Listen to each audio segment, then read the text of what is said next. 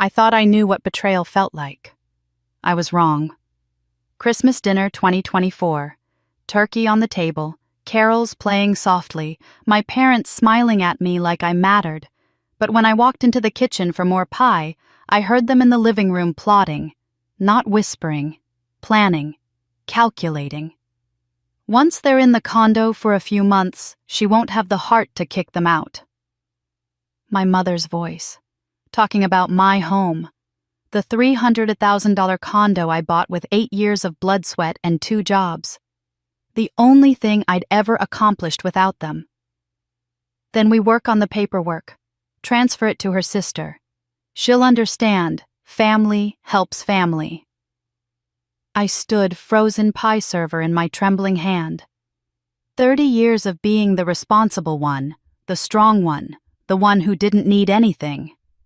And this was my reward. They were going to steal my home and give it to my golden child sister like it was theirs to give. But here's what they didn't know. Quiet doesn't mean weak. I smiled, walked back in, served them pie, and I agreed to everything. I let my sister pack boxes, let her brag on Facebook about her gorgeous new downtown home, let my parents think they'd won. While they celebrated their scheme, I made a call that would change everything. 10 days later, moving day arrived. My sister showed up with a U-Haul, my parents, her kids, and a key that no longer worked. When the door opened, the woman standing there wasn't me. It was my brother-in-law's ex-wife, the one my sister destroyed 5 years ago. And she'd just bought my condo. Cash. What happened next? Stay with me. Because this story has twists you won't see coming and an ending that proves karma doesn't forget. It just waits for the perfect moment to strike. My name is Emma Carter. I'm 35 years old, an office manager at a small tech company downtown. And I've spent the last 8 years of my life doing something I never thought possible, building a life that was entirely mine. No help, no handouts, just me, 2 jobs, and a dream of owning something that nobody could take away. That $300,000 condo represented every sacrifice, every skipped vacation, every night I chose overtime over going out with friends. It was my sanctuary, my proof that I mattered. I should have known they'd find a way to take it. The dining room looked like something out of a holiday magazine. Mom had outdone herself this year. The table practically groaned under the weight of the turkey, golden and glistening, surrounded by all the traditional fixings. Stuffing spilling out of a ceramic bowl, cranberry sauce catching the candlelight, 3 different pies cooling on the sideboard. Bing Crosby crooned softly from the speaker in the corner, and the Christmas tree in the living room twinkled with lights that had been in our family for decades. On the surface, it was perfect. The kind of Christmas you see in movies where everyone's smiling and grateful and full of love. But I'd learned a long time ago to look beneath the surface. I sat at my usual spot, the one closest to the kitchen, convenient for refilling drinks or grabbing forgotten serving spoons, and watched the familiar dynamic play out. Mom served my sister Jenna first, of course placing the best slice of turkey on her plate with a warm smile. Dad asked David, my brother-in-law, about his promotion at the bank, leaning forward with genuine interest. Jenna's dress got complimented 3 times before the blessing was even said. Their kids, 5-year-old Mason and 7-year-old Lily, were adorable and well-behaved, drawing praise from their grandparents every 5 minutes. I smiled and nodded and made appropriate comments. I'd perfected this role over 30 years. The responsible one, the independent one, the one who didn't need attention, because I was so capable of taking care of myself. The one who didn't matter quite as much. Dinner passed in a blur of small talk and laughter that never quite reached my chest. I noticed the little things the way I always did. How Dad asked Jenna if she needed help paying for Mason's soccer camp, but never asked me about my life. How Mom jumped up to get Jenna more wine before her glass was even empty, but I'd refilled my own water 3 times. How when I mentioned my recent promotion at work, the conversation lasted exactly 30 seconds before pivoting back to Lily's school play. I told myself it didn't hurt anymore. I'd gotten used to it. After dinner, Mom shooed everyone away from the table. "You all relax. Emma and I will handle dessert." It was tradition, the two of us in the kitchen while everyone else settled in the living room. Usually Mom would chat with me during cleanup, and I'd pretend those 15 minutes of attention filled the gap left by an entire childhood of being second best. Tonight, though, Mom seemed distracted. "Honey, can you grab the pie server from the drawer? I'll get the plates." I moved toward the kitchen, grateful for something to do with my hands. The pie server was in the far drawer, and I had to dig past the old serving spoons and random utensils we never used. That's when I heard it. Voices from the living room, low and conspiratorial. I should have announced myself, should have walked right in, but something in the tone made me freeze. "We need to get them into that condo soon." Mom's voice quieter than at dinner, but still clear. "It's the perfect solution." My hand stilled on the drawer handle. Once they're settled in for a few months, she won't have the heart to kick them out. That was Dad using his planning voice, the one he used when working through logistics. "Then we can work on the paperwork. The condo is worth $300,000. It's too much for just her anyway." Mom again, and I could picture her shaking her head as if my owning my own home was somehow excessive. Family should share. The pie server clattered in my shaking hand. I grabbed the counter to steady myself. They were talking about my condo, my home, the one I'd bought with my own money, my own sweat, my own sacrifice. Then I heard Jenna's voice, and my blood turned to ice. "Are you sure she'll agree?" She knew. My sister knew about this plan, whatever it was. They were all in on it. "She always does." Mom's voice held such certainty, such casual dismissal. "She's the responsible one." I stood behind that kitchen doorway pie server in my trembling hand and felt something inside me crack open. Not break, crack. Like a fault line that had been building pressure for 3 decades, waiting for this exact moment to split wide. They were going to take my home, the one thing I'd built without them, and they'd already decided I'd let them. I took 3 deep breaths, smoothed my face into neutrality, picked up the pie server and walked back into the dining room like I'd heard nothing. "Anyone want more pie?" My voice came out steady, cheerful even. Mom and Dad exchanged a quick glance. Had I been gone long enough to hear? But I was already cutting into the pumpkin pie, my smile easy and familiar. Jenna's eyes met mine for a split second, and I saw something flicker there. Nervousness. Guilt, maybe. Good. Let her be nervous. "Sure, honey," Dad said, and just like that, the moment passed. I served them each a slice. Mom's with extra whipped cream, just how she liked it. Dad's with a clean cut, no crumbs. Jenna's generous because she was always given more. And with every slice, with every smile, I made a decision. They thought I was clueless. Thought I was the same pushover who'd spent 30 years accommodating, understanding, sacrificing. Thought I'd hand over my home, my sanctuary, my proof of worth, just because they decided I should. They thought I was powerless. But they had no idea what I was about to do. I drove home that night with my knuckles white on the steering wheel, their voices playing on repeat in my head. But it wasn't just tonight's conversation that haunted me. It was every conversation, every moment, every choice that had led to this point over the past 3 decades. Jenna is 3 years younger than me, and from the moment she was born, the world rearranged itself around her. I was 5 when she came home from the hospital, old enough to remember the shift. Suddenly, I was the big sister, the responsible one, the one who had to understand that babies need more attention. I learned early that my needs came second, and I told myself it was temporary. That once Jenna got older, things would even out. They never did. By the time Jenna turned 16, the pattern was set in stone. I remember her sweet 16 like it was yesterday, not because I was part of it, but because of what I wasn't part of. Mom and Dad presented her with a brand new Honda Civic in the driveway, painted custom teal because that was her favorite color that month. $25,000 just like that. Jenna screamed and cried and hugged them while I stood on the porch genuinely happy for her because I didn't know any better yet. When I turned 16, Dad tossed me the keys to his 12-year-old Buick. "You can borrow it when I don't need it," he said. The check engine light was permanently on. I had to add oil every other week, but I smiled and said thank you because that's what good daughters did. The wedding was worse. Jenna married David when she was 24 and my parents spared no expense. $40,000 for a ceremony that looked like something out of a bridal magazine.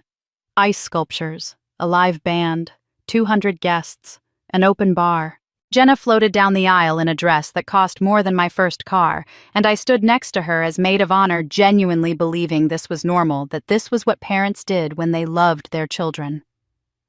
2 years later, when I got engaged to Michael, I was so excited to start planning.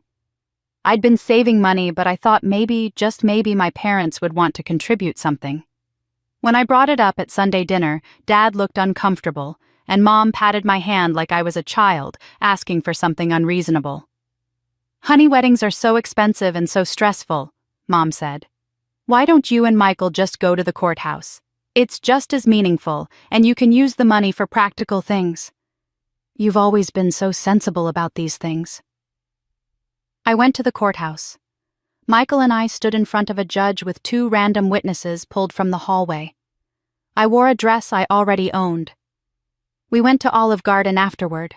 When I look at my wedding photos, there are exactly 4 of them, all taken on Michael's phone.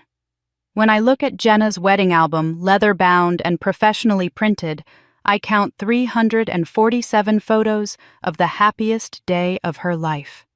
The marriage lasted 18 months. Turns out Michael was sleeping with his co-worker. I filed for divorce at 27, and when I called Mom crying, she said, "Well, honey, at least you didn't spend a fortune on the wedding." College was its own special nightmare.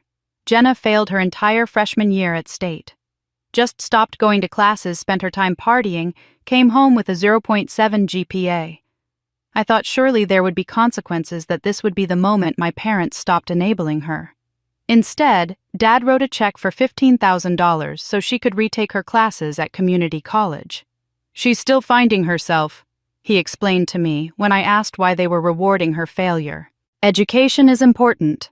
She'll figure it out." She never did figure it out. Jenna dropped out after 1 semester at community college and started working retail.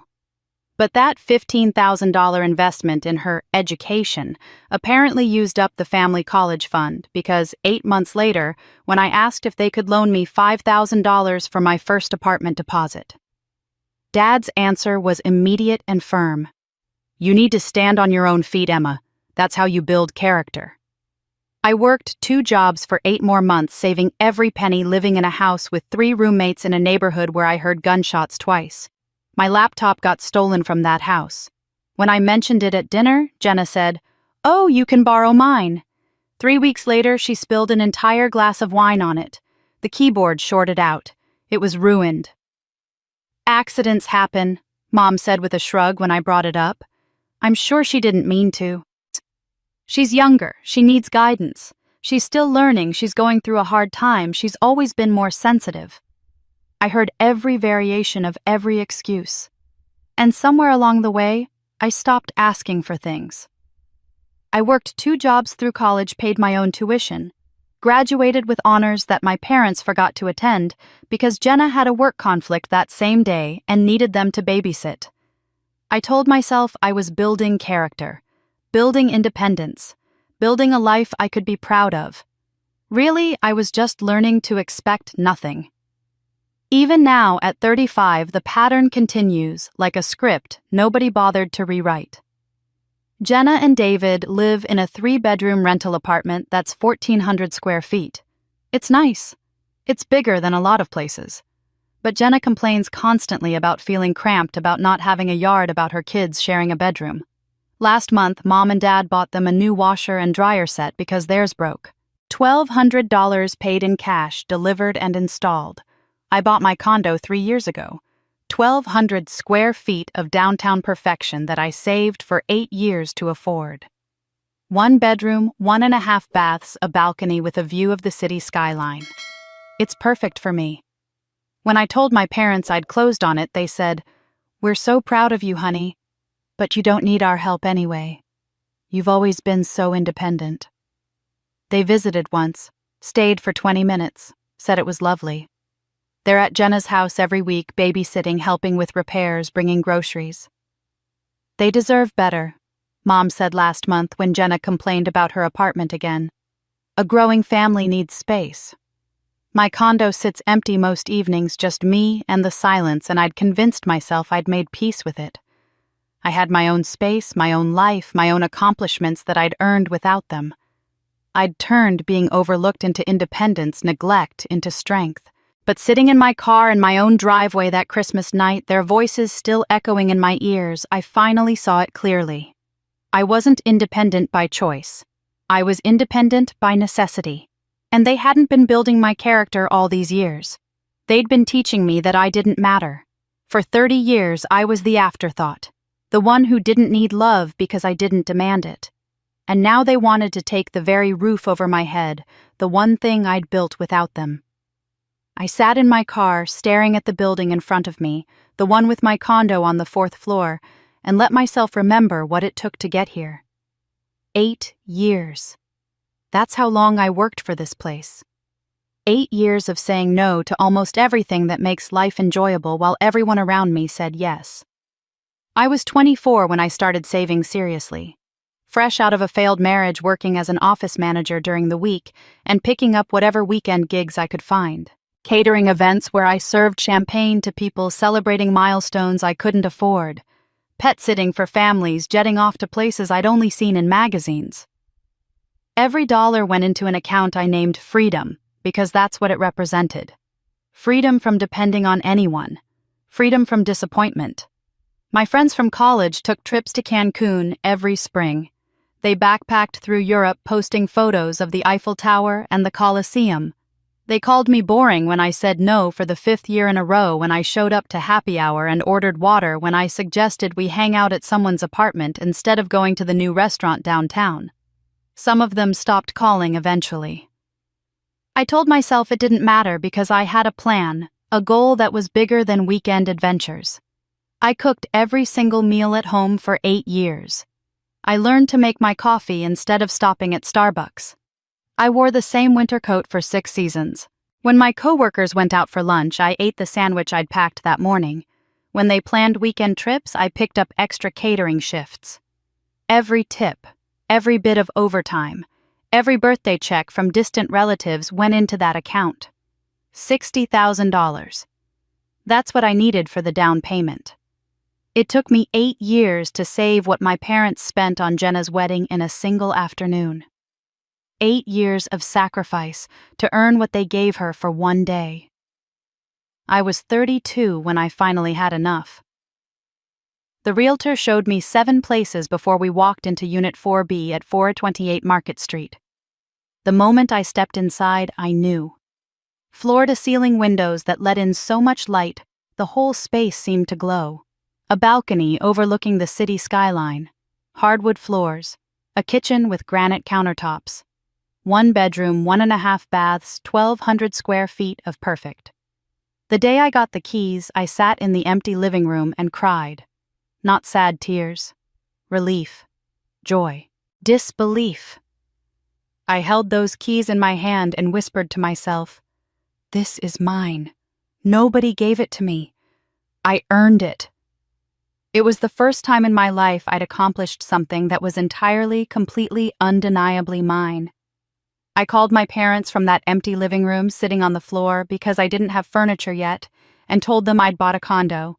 I was so excited I could barely get the words out. "That's nice, honey," Mom said. Then barely pausing, "Did we tell you about David's promotion at the bank? He's going to be a senior account manager." Even then, even in that moment, I was secondary. But I had my condo, and that was enough. I decorated it exactly the way I wanted. Minimalist because clutter made me anxious. Peaceful because I needed calm. Plants everywhere because taking care of something that grew and thrived made me feel capable.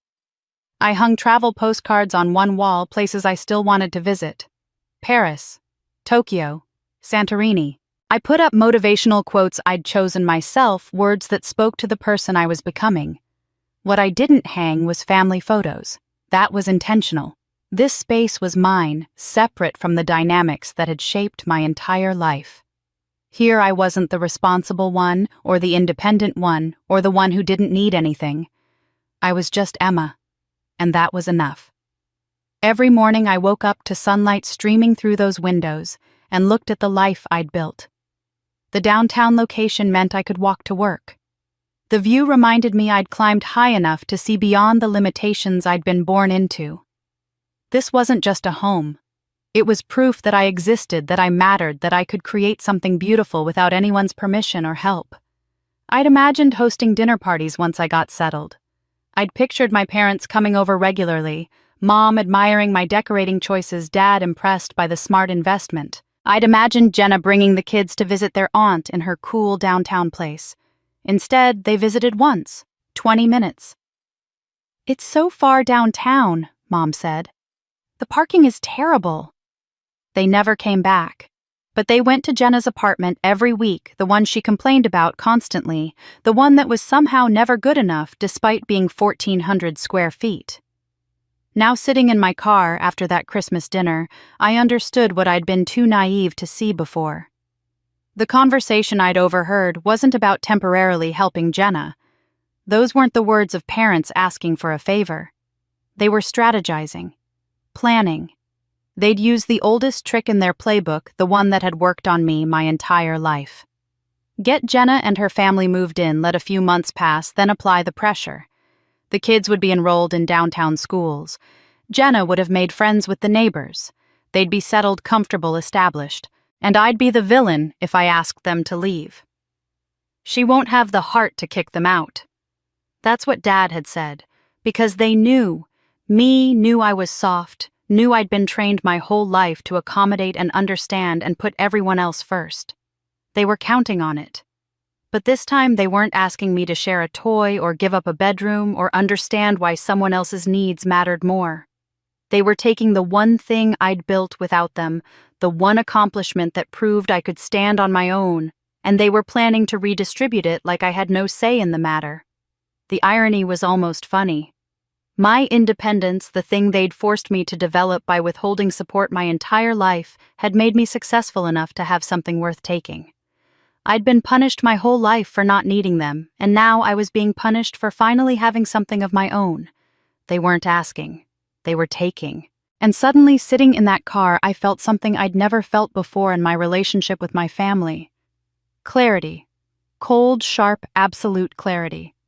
This condo wasn't just a home. It was proof that I existed, that I mattered. And when they plotted to hand it to her like a consolation prize, I knew this wasn't about family. This was war. I didn't sleep for 3 days after Christmas.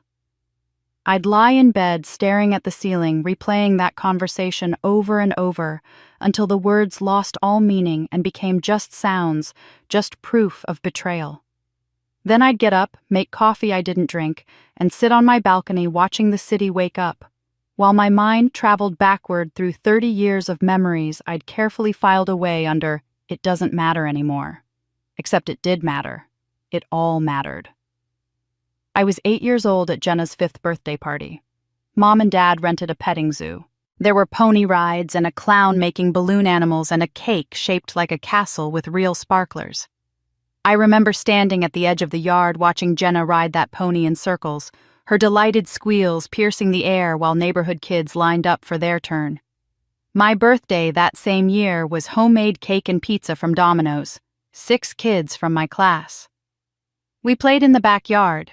When I asked Mom why Jenna got ponies, and I didn't, she said, "You're older, honey. You understand that not every birthday has to be a big production." I was 12 when Jenna got braces. $6,000 for 2 years of orthodontic work because her teeth were slightly crooked. My front teeth overlapped in a way that made me self-conscious every time I smiled. I asked once if I could get braces too. "You don't smile much anyway," Dad said, not even looking up from his newspaper. "Besides, Jenna's teeth are worse. You can hardly notice yours." I noticed. I noticed every single day. I learned to smile with my mouth closed. High school graduation. I'd worked so hard, graduated with honors, earned a small scholarship to state college. The ceremony was on a Saturday morning in May. I scanned the crowd during the processional looking for my parents in the sea of faces. They weren't there. I walked across that stage, accepted my diploma, smiled for a photo with the principal, and felt a hole open up in my chest that I couldn't explain to anyone. I found out later, months later, during a casual conversation that they'd taken Jenna shopping that day. She was starting college in the fall and needed bedding decorations for her dorm room, all the essentials. It was the only day that worked with our schedule, Mom explained when I finally worked up the courage to ask. You understand, it was just a high school graduation. You'll have another one when you finish college. I did finish college. They made it to that graduation. They sat through the ceremony and took me to dinner afterward at Applebee's. Jenna couldn't make it. She had plans with friends. Nobody suggested rescheduling. Every time I needed something, the answer was the same. You're strong. You'll figure it out. As if strength was something I'd chosen rather than something I'd developed, because asking for help meant being reminded that other people's needs would always matter more than mine. Every time Jenna needed something, it was family helps family. As if she was family and I was just someone who happened to share their last name. The double standard accumulated over 30 years like compound interest, growing larger and more painful with each passing year until the weight of it was almost too much to carry. And now, sitting in my condo at 3 a.m, I did the math. The actual, literal math. $25,000 for Jenna's car, $40,000 for her wedding, $15,000 for college tuition she wasted, $1,200 for the washer and dryer last month, countless smaller amounts for bills, groceries, babysitting gifts. I estimated conservatively and came up with over $100,000 they'd given her throughout her life. What had they given me? Nothing. Zero. Less than zero, actually, because I'd asked to borrow $5,000 once and been told I needed to stand on my own feet. And now they wanted my condo. My $300,000 condo that I'd bought with money I earned in a city where they'd never lent me a dime. They wanted to redistribute it like I was a resource to be allocated like my success was somehow unfair because I'd achieved it without their help. Your sister has kids. She needs more space. That's what they'd say when they finally asked, as if having children entitled Jenna to my property. As if my years of sacrifice meant nothing compared to her decision to have a family. The twisted logic was almost impressive. I'd worked hard and succeeded, which meant I had a privilege that needed to be shared. The more capable I became, the more they felt entitled to take. I realized something sitting there in the dark. They weren't trying to help Jenna. They were punishing me for not needing them, for being strong enough to build something on my own, for succeeding without their support. My independence was a threat to their narrative, the one where Jenna was the one who needed love, and I was the one who was fine without it. The anger that had been building since Christmas crystallized into something colder, something sharper. I knew what they expected from me. They expected an emotional outburst they could dismiss as overreacting. They expected tears and accusations they could turn around and use as proof that I was unstable, unreasonable, selfish. They'd been managing me with the same tactics my entire life, and it had always worked because I'd always believed they had my best interests at heart. But they'd made a miscalculation this time. They'd gone after the one thing that mattered, the one achievement that proved I existed, and in doing so, they'd finally pushed me past the point of trying to earn their love. I pulled out my laptop and started taking notes. If they wanted to play manipulation games, I would play better. If they could scheme in secret, so could I. They'd taught me to be quiet, to swallow my anger, to always put family first. They'd spent 30 years training me to be invisible, compliant, understanding. But they'd forgotten something crucial. Quiet doesn't mean weak. Silence doesn't mean agreement.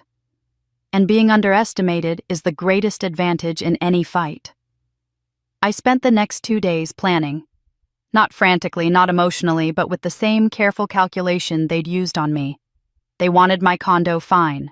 I'd let them think they were going to get it. I'd smile and nod and play the role of the dutiful daughter one last time. I'd let them believe they'd won. And then at the exact right moment, I would pull the rug out from under them so hard they'd never see solid ground again. They'd taught me to be quiet, to swallow my anger, to always put family first. But they forgot quiet doesn't mean weak. I would let them think they'd won right until the moment I pulled the rug out from under them. Mom's call came 3 days after Christmas, right on schedule. "Emma, honey, we need to talk about your sister's situation." Her voice had that careful tone she used when she wanted something, the one that pretended we were equals having a reasonable discussion. I agreed to come over that afternoon. I took my time getting ready, practicing expressions in the mirror. Hesitant but willing. Concerned but ultimately persuadable. I'd spent 30 years reading their cues, learning to give them what they wanted. Now I'd use that training against them. When I arrived, they were waiting in the living room like it was a board meeting. Dad sat in his recliner, Mom on the couch. Jenna perched on the edge of the ottoman, wringing her hands. They'd staged it carefully. I was directed to the chair opposite all of them, the one that felt like being called to the principal's office. "Your sister's lease is ending in February." Mom began jumping straight to the pitch. "And with the rent increases in this market, they're really struggling. You have that extra bedroom in your condo, and we thought it would be perfect." Jenna interrupted, her eyes already red like she'd been crying on cue. "Just temporarily, just until we get back on our feet." I let the silence stretch, watching them squirm. "I don't know. I like my space. I'm used to living alone." "It's only 6 months," Dad said, leaning forward with his elbows on his knees. "They'll save money, find something better. You'd be helping family Emma. That's what we do." The irony of those words coming from him was almost too much. "After everything we've done for you," as if they'd done anything for me besides teach me that I was always going to be second choice. "I like my privacy," I said, infusing my voice with just enough uncertainty to make them think they were winning. Jenna's tears started flowing for real now. "We have nowhere else to go. The kids are in school. David's commute is already so long.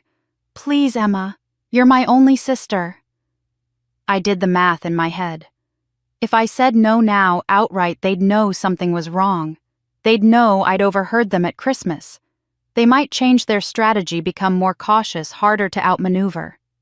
But if I agreed reluctantly after the exact amount of pressure I'd always given into before they'd relax, they'd think they'd won. They'd stop being careful. I let 20 minutes pass. I raised objections about utilities, about privacy, about having strangers in my space. They countered every concern with promises they had no intention of keeping. Finally, I sighed, a sound of defeat I'd perfected over decades. "Okay, but only 6 months.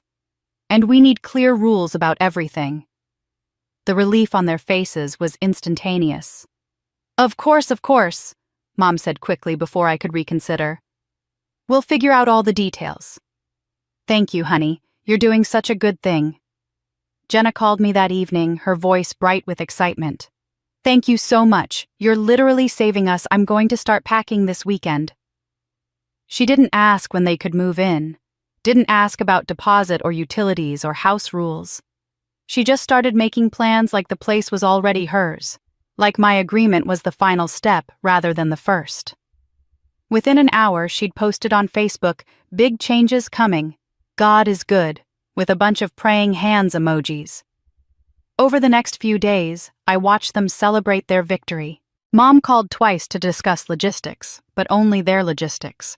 What furniture Jenna would bring, whether the kids needed to change schools, how David's commute would improve. My needs, my space, my life didn't enter the conversation except as obstacles to work around. Then I overheard another conversation, this one by accident, when I called Mom's cell and she didn't realize she'd answered. I heard her talking to Dad in the background. "Once they're in, she won't be able to say no. We'll give it 6 months for everyone to get comfortable, then we'll bring up making it permanent. Family discount on the sale." "She's always been soft-hearted," Dad replied. "She won't kick out her own niece and nephew." I hung up quietly, my hand shaking not with fear, but with vindication. This wasn't about helping Jenna through a rough patch. This was phase 1 of a plan to transfer ownership of my condo. They were already plotting phase 2 before phase 1 had even begun. When Jenna and David came by the following Sunday to take measurements, I made tea and smiled while they discussed where their furniture would go. That's when I heard it casual and careless as they stood in my kitchen. "Once we're settled, maybe we can finally relax," David said, his voice low. "No more drama like with Rachel." Jenna laughed, that dismissive little sound she made when she thought she'd won something. "Rachel was years ago. She's long gone. Probably still bitter somewhere." David shifted uncomfortably, not laughing with her, but he didn't say anything to contradict her either. Rachel. I filed the name away carefully, along with Jenna's smug tone and David's discomfort. I didn't know who Rachel was yet, but I knew one thing with absolute certainty. My sister had done something to this woman, something she felt entitled to dismiss, and she'd gotten away with it. Maybe Rachel and I had something in common. But first things first. I had a condo to protect, and I had exactly 6 weeks before Jenna's lease ended and they tried to take over my life. They thought I'd caved. They thought I was the same pushover. I'd always been the one who understood and accommodated and sacrificed, because that's what good daughters did. What they didn't know was that I'd already made a call, and the wheels were in motion. The morning after that Sunday visit, before I'd even had my coffee, I pulled up Sarah Chen's number in my phone. Sarah had been my realtor 3 years ago when I bought the condo, a sharp woman in her 40s who'd listened to what I wanted and found it without trying to upsell me into something bigger. She'd respected that I was buying a loan with my own money and had treated the purchase like it mattered. It had mattered. It still did. She answered on the second ring. "Emma, it's been a while. How's the condo treating you?" "Sarah, I need to sell, fast and quiet. No public MLS listing yet." There was a pause, the kind that stretched just long enough to let me know she was recalibrating. "You just bought that place 3 years ago. Is everything okay?" I appreciated that she asked, but I couldn't explain the whole mess. Let's just say family complications. I need a cash buyer and a quick close. Can you help me? Her tone shifted immediately into professional mode, all business. "I understand. Let me help you. I'll list it in our private network first, and there are some exclusive Facebook groups for serious buyers in the downtown area. Motivated sellers usually get quick responses there, and the buyers tend to be more committed." "How quick are we talking?" "If we find the right buyer, 10 to 12 days from acceptance to closing. Aggressive but doable with cash." 10 to 12 days. Jenna's lease ended in mid-January, which gave me about 2.5 weeks. The math worked barely as long as nothing went wrong. "What about price?"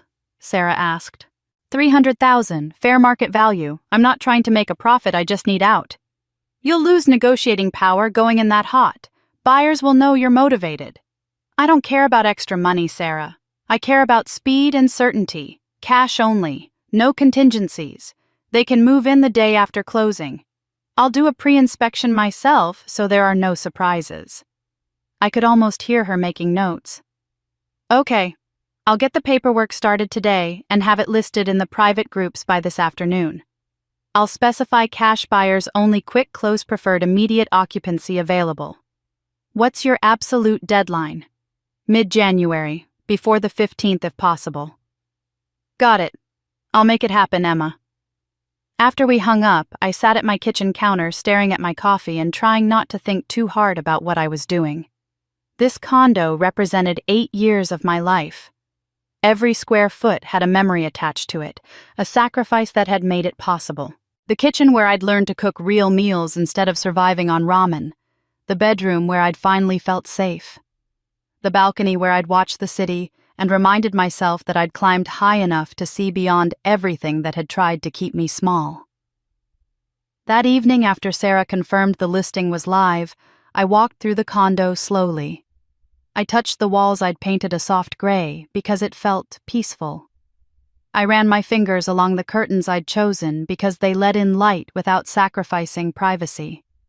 I stood in front of the bookshelf I'd assembled myself, every shelf holding books I'd actually read, things I'd chosen because they interested me, not because anyone told me I should. Conflicted didn't begin to cover what I felt. This place held so much of my effort, so many of my dreams. But I understood something now with perfect clarity. If I let them move in, I wouldn't just lose the condo eventually. I'd lose myself in the process. I'd spend 6 months being made to feel guilty for taking up space in my own home. I'd watch Jenna rearrange my furniture and my life to suit her needs. I'd become invisible in the one place I'd ever been allowed to exist fully. I could always buy another home, save up again, start over, rebuild. But I couldn't buy back my dignity once I'd let them grind it into dust. I couldn't buy back the part of myself that would break if I became their doormat one more time. They thought I was weak, thought I was predictable, thought they could manipulate me the same way they always had because it had always worked before. But they'd made a miscalculation. They'd backed me into a corner, and they'd forgotten that the weakest person in any family, the one who's been overlooked and underestimated her entire life, is actually the most dangerous person in the room, because she has nothing left to lose. My phone buzzed with an email. Sarah's name appeared on the screen, and my heart jumped. Already got 3 inquiries, the email read. Very fast response. One person is particularly interested. Name Rachel Thompson. She's a realtor herself, wants to meet you directly. Says it's personal. I stared at that name. Rachel Thompson. Rachel. I pulled up my laptop and searched my memory for where I'd heard it. Then it clicked. Jenna and David in my kitchen talking carelessly while measuring my space for their furniture. No more drama like with Rachel.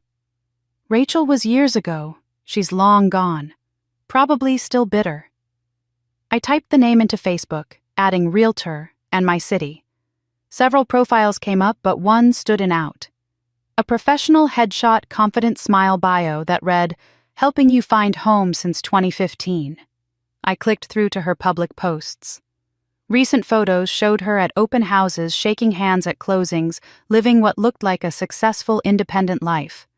The same Rachel my sister had dismissed with a laugh. The same Rachel David had looked uncomfortable discussing. The same Rachel who now wanted to buy my condo and said it was personal. In my family, I'd learned early that there were no coincidences. Everything happened for a reason, and that reason usually involved someone getting hurt. But maybe, just maybe this time, the someone getting hurt wouldn't be me. The listing went live on Tuesday morning. By Wednesday evening, I had 3 serious buyers. But one name kept nagging at me, Rachel Thompson. The same Rachel my sister had laughed about. Coincidence, I didn't believe in those anymore. New Year's Day arrived with Jenna's announcement plastered across my Facebook feed. I'd been checking her profile obsessively since agreeing to let them move in, waiting to see how she'd spin this story. I wasn't disappointed. The post appeared at 9 a.m, clearly timed for maximum visibility. She'd driven downtown to take a professional quality photo of the building from across the street, the morning light making the glass and brick look almost golden. The caption made my stomach turn. Big announcement. We're moving into this gorgeous downtown condo. Can't believe this is really happening. Sometimes dreams do come true. She'd added a house emoji, a sparkle emoji, and praying hands. Thank you to my amazing family for always supporting us. Special shout out to Mom and Dad for believing in us. Can't wait to host Thanksgiving here next year. The kids will love living downtown. Then, as if that wasn't enough, she'd tagged the location. Not just the building name, but the full address. The Edison Lofts, 428 Market Street, Unit 3B. My exact unit. She'd essentially published my home address to her 347 Facebook friends, a security risk that would have horrified me under normal circumstances. But these weren't normal circumstances, and I found myself staring at that location tag with something close to gratitude. Within an hour, 47 people had liked it. 23 comments rolled in, friends congratulating her on this massive life upgrade. You deserve this, wrote someone named Melissa with 3 heart emojis. So happy for you, that building is amazing, commented a former coworker. God is so good, added someone from her church group. Jenna responded to every single comment, basking in the attention like it was sunlight she'd been deprived of her entire life. She posted Instagram stories throughout the day. A video of boxes stacked in her current apartment with the caption, Moving day soon. A photo of Mason and Lily looking excited with new adventures for these two. She used hashtags, new, beginnings blessed downtown, living dreams come true. I screenshot every post, every story, every comment. I created a folder on my laptop labeled Evidence and saved them all methodically. She was celebrating moving into my home, the one I'd bought with 8 years of sacrifice, and she was doing it as if it were her achievement, her blessing, her dream coming true. Let her enjoy it, I thought, reading through the comments again. The higher the hope, the harder the fall. Sunday came, and Jenna apparently couldn't contain herself at church either. Mom called me that afternoon, her voice bright with secondhand excitement. You should have seen Jenna after service today. Everyone's so happy for her about the move. What did she tell them? I asked, keeping my voice neutral. Just that they're moving downtown to a beautiful condo. Such a blessing for the family. Mom paused. She said it was a family arrangement, didn't get into specifics. You know how people can be nosy about finances.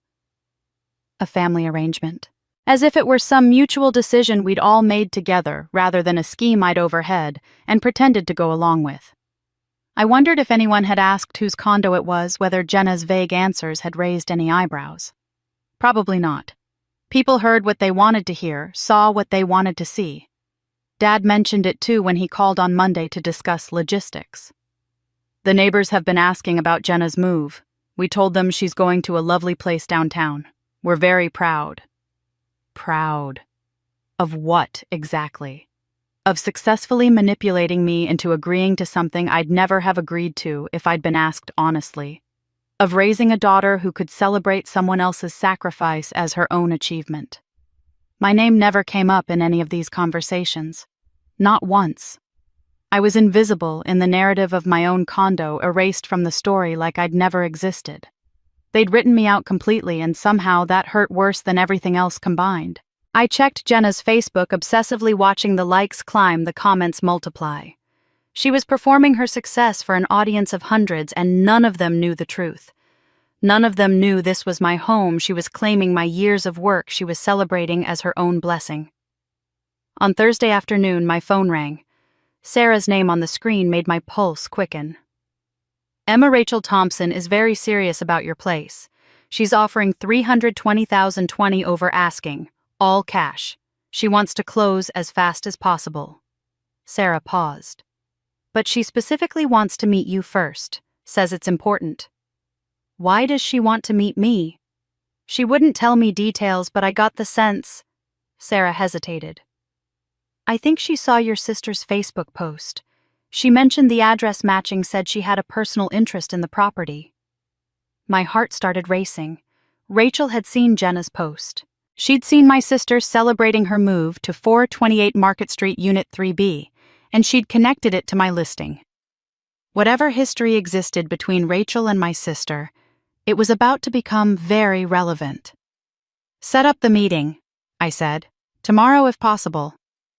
I can do 10 o'clock at the Starbucks on 5th Street. Does that work? Perfect. After we hung up, I pulled up Jenna's post one more time. 47 likes had grown to 63. The comments kept coming, a steady stream of congratulations and well wishes. She'd tagged the exact address, broadcast her triumph to hundreds of people, counted her chickens before a single one had hatched. My sister's post had 47 likes and counting. She was tagging the address, celebrating her dream come true, thanking our parents for their support. She had no idea she'd just advertised her own humiliation to hundreds of people, and one person in particular was paying very close attention. I arrived at the Starbucks 15 minutes early, claimed a corner table in the back where I could watch the entrance, and ordered a coffee I had no intention of drinking. My hands were shaking slightly, so I kept them wrapped around the cup to hide it. This meeting could change everything, or it could be nothing. I didn't know which possibility scared me more. At exactly 10 o'clock, a woman walked through the door and scanned the room with the practiced ease of someone who spent her life sizing up properties and people. Early 40s, I guessed. Well-dressed in a way that looked effortless, but probably wasn't tailored wool coat designer bag hair styled in a sleek bob that framed her face. She carried herself like someone who'd been knocked down and gotten back up stronger. When her eyes found mine, she smiled, and I saw recognition there. Sarah must have described me well. "Emma?" she asked as she approached. "I'm Rachel Thompson. Thank you for meeting me." Her handshake was firm, confident. We made small talk while she ordered her coffee, discussing the weather and downtown parking, the kind of meaningless conversation that fills space while both parties decide how honest they're going to be. When she sat down across from me, she launched into what sounded like a rehearsed pitch. "I'm a realtor with Century 21, specialize in downtown properties. I've been looking for an investment property, and yours fits my criteria perfectly." She took a sip of her latte. "I can offer $320,000 all cash, close in 10 days. I know that's over your asking price, but I really want this property." I studied her face, looking for the truth beneath the professional veneer. Something wasn't adding up. Realtors didn't typically offer $20,000 over asking for investment properties, especially not ones they could tour and inspect at their leisure. "That's very generous," I said carefully. "Can I ask why you're so interested in this particular condo? There are 3 other units for sale in the same building." Rachel set down her cup and looked at me for a long moment, as if weighing how much to reveal. "Can I be completely honest with you? Please." She pulled out her phone, scrolled for a moment, then turned the screen toward me. It was Jenna's New Year's Day post, the one with the building photo and all the emojis and the location tag broadcasting my address to the world. "I saw this yesterday," Rachel said quietly. "Someone celebrating moving into this exact address. The woman who posted it, I don't know her well personally, but I know her husband." She paused and something flickered across her face. "Very well. He used to be my husband, until 5 years ago, until she came along." The coffee shop seemed to go quiet around us. I stared at her, then at the phone screen showing my sister's smiling face, then back at Rachel. "You're Rachel," I said. "The Rachel my sister mentioned." I assume she didn't speak highly of me. Rachel's voice was controlled, but I heard the edge underneath. "They never do." "She said you were long gone, laughed about it, said there was no more drama." "Of course she did." Rachel took a breath, composing herself. "David and I were married for 8 years. I thought we were happy. Then he met your sister at a church potluck 5 years ago. She was married to someone else at the time, too." She paused, letting that sink in. "They started an affair. When I found out, I filed for divorce. Got a very good settlement because I was smart about documentation. She left her first husband, too. They got together, played happy family, and I moved on. Built my business. Remarried, actually. I'm much happier now." She smiled, but it didn't quite reach her eyes. "But I never forgot how smug she was, how she acted like she'd won some prize by destroying 2 marriages. The silence stretched between us as I processed this. Jenna had been married before David. Had an affair, my parents had never mentioned it. But then they wouldn't. That would make their golden child look tarnished. "Look, I'll be direct," Rachel said, leaning forward. "When I saw your listing in the real estate group, I thought it was a nice property. Then yesterday I saw her post. Same address, same building. Unit 3B. She thinks she's moving into this condo. But you're selling it." Her eyes met mine. "Does she know?" "No, she doesn't." "Why are you selling?" I could have lied, could have kept it vague. But something about Rachel's directness, her honesty about her own pain, made me want to match it. "My family is pressuring me to let her move in. I overheard them plotting about it at Christmas. They want to get her settled, then gradually transfer ownership. They think I'm too weak to say no once she's there." Rachel's expression shifted, understanding dawning. "And instead of letting them take it, you're selling it first. What if you sold it to me? Then she'd be moving into your home instead of mine." We both smiled, then slowly as the full picture came into focus. 2 women who'd been wronged by the same person sitting in a coffee shop, planning something that felt like justice. "I want to be clear," Rachel said. "I'm over David, happily remarried. This isn't about winning him back. But your sister has never faced a single consequence for what she did. She broke up 2 marriages and got rewarded with sympathy and a fresh start. I heard through mutual friends she's been struggling financially. I'm guessing that's why she needs your place. She scammed people in an MLM scheme, I said. Owes about $75,000. Rachel's eyes widened. I didn't know that, but it doesn't surprise me. She straightened in her chair, all business now. $320,000. Cash. Close on January 17th, before they can move anything in. And when they show up with their moving truck, I'll be there to greet them personally. I extended my hand across the table. I think we have a deal, Rachel. Her grip was strong, certain. We exchanged phone numbers, agreed that Sarah would handle the paperwork, made plans for the inspection. As we stood to leave, Rachel touched my arm. You know, I spent years being angry, she said. Then I realized living well is the best revenge. But this... She smiled genuinely this time. This is a close second. We shook hands over coffee. Rachel had her revenge. I had my freedom. And my sister. She had no idea that her Facebook flex tagging the address and bragging to the world had just connected 2 women she'd wronged. The paperwork was signed within 72 hours. By the time my sister packed her first box, the condo no longer belonged to me. I parked across the street from the building at 9:30 Saturday morning, early enough to watch everything unfold, but far enough away to stay invisible. I'd turned off my phone the night before, knowing what was coming, and sat in my car with tinted windows, feeling my heart hammer against my ribs. This was it. The moment everything I'd carefully orchestrated would either work perfectly or blow up in my face.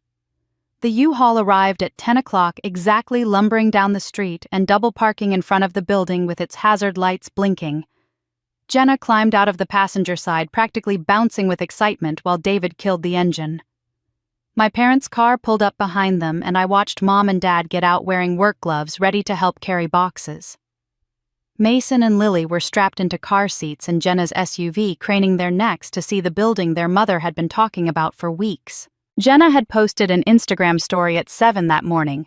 I'd seen it before turning off my phone.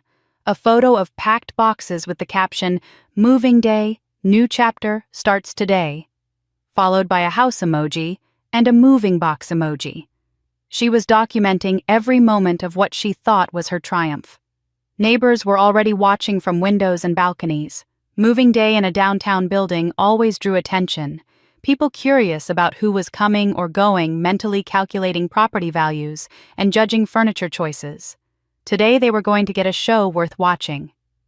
Jenna approached the main entrance with the key I'd given her 2 weeks ago, the one I'd claimed was for measuring furniture and planning layouts. She held it up like a trophy, grinning at her kids. "This is your new home." I could hear her voice carrying across the street, high and excited. They crowded into the elevator, the whole family plus my parents, and I knew they were riding up to the 4th floor with their hearts full of plans and expectations. I watched the moving truck driver lean against his vehicle, checking his phone, waiting for someone to tell him where to start unloading. A few minutes later, I saw movement on the 4th floor exterior walkway visible from my vantage point. Jenna led the group to Unit 3B, still holding that key, still smiling. She inserted it into the lock with confidence. It didn't turn. Even from across the street, I could see her confusion. She pulled the key out, looked at it, tried again. Jiggled it. Tried to force it.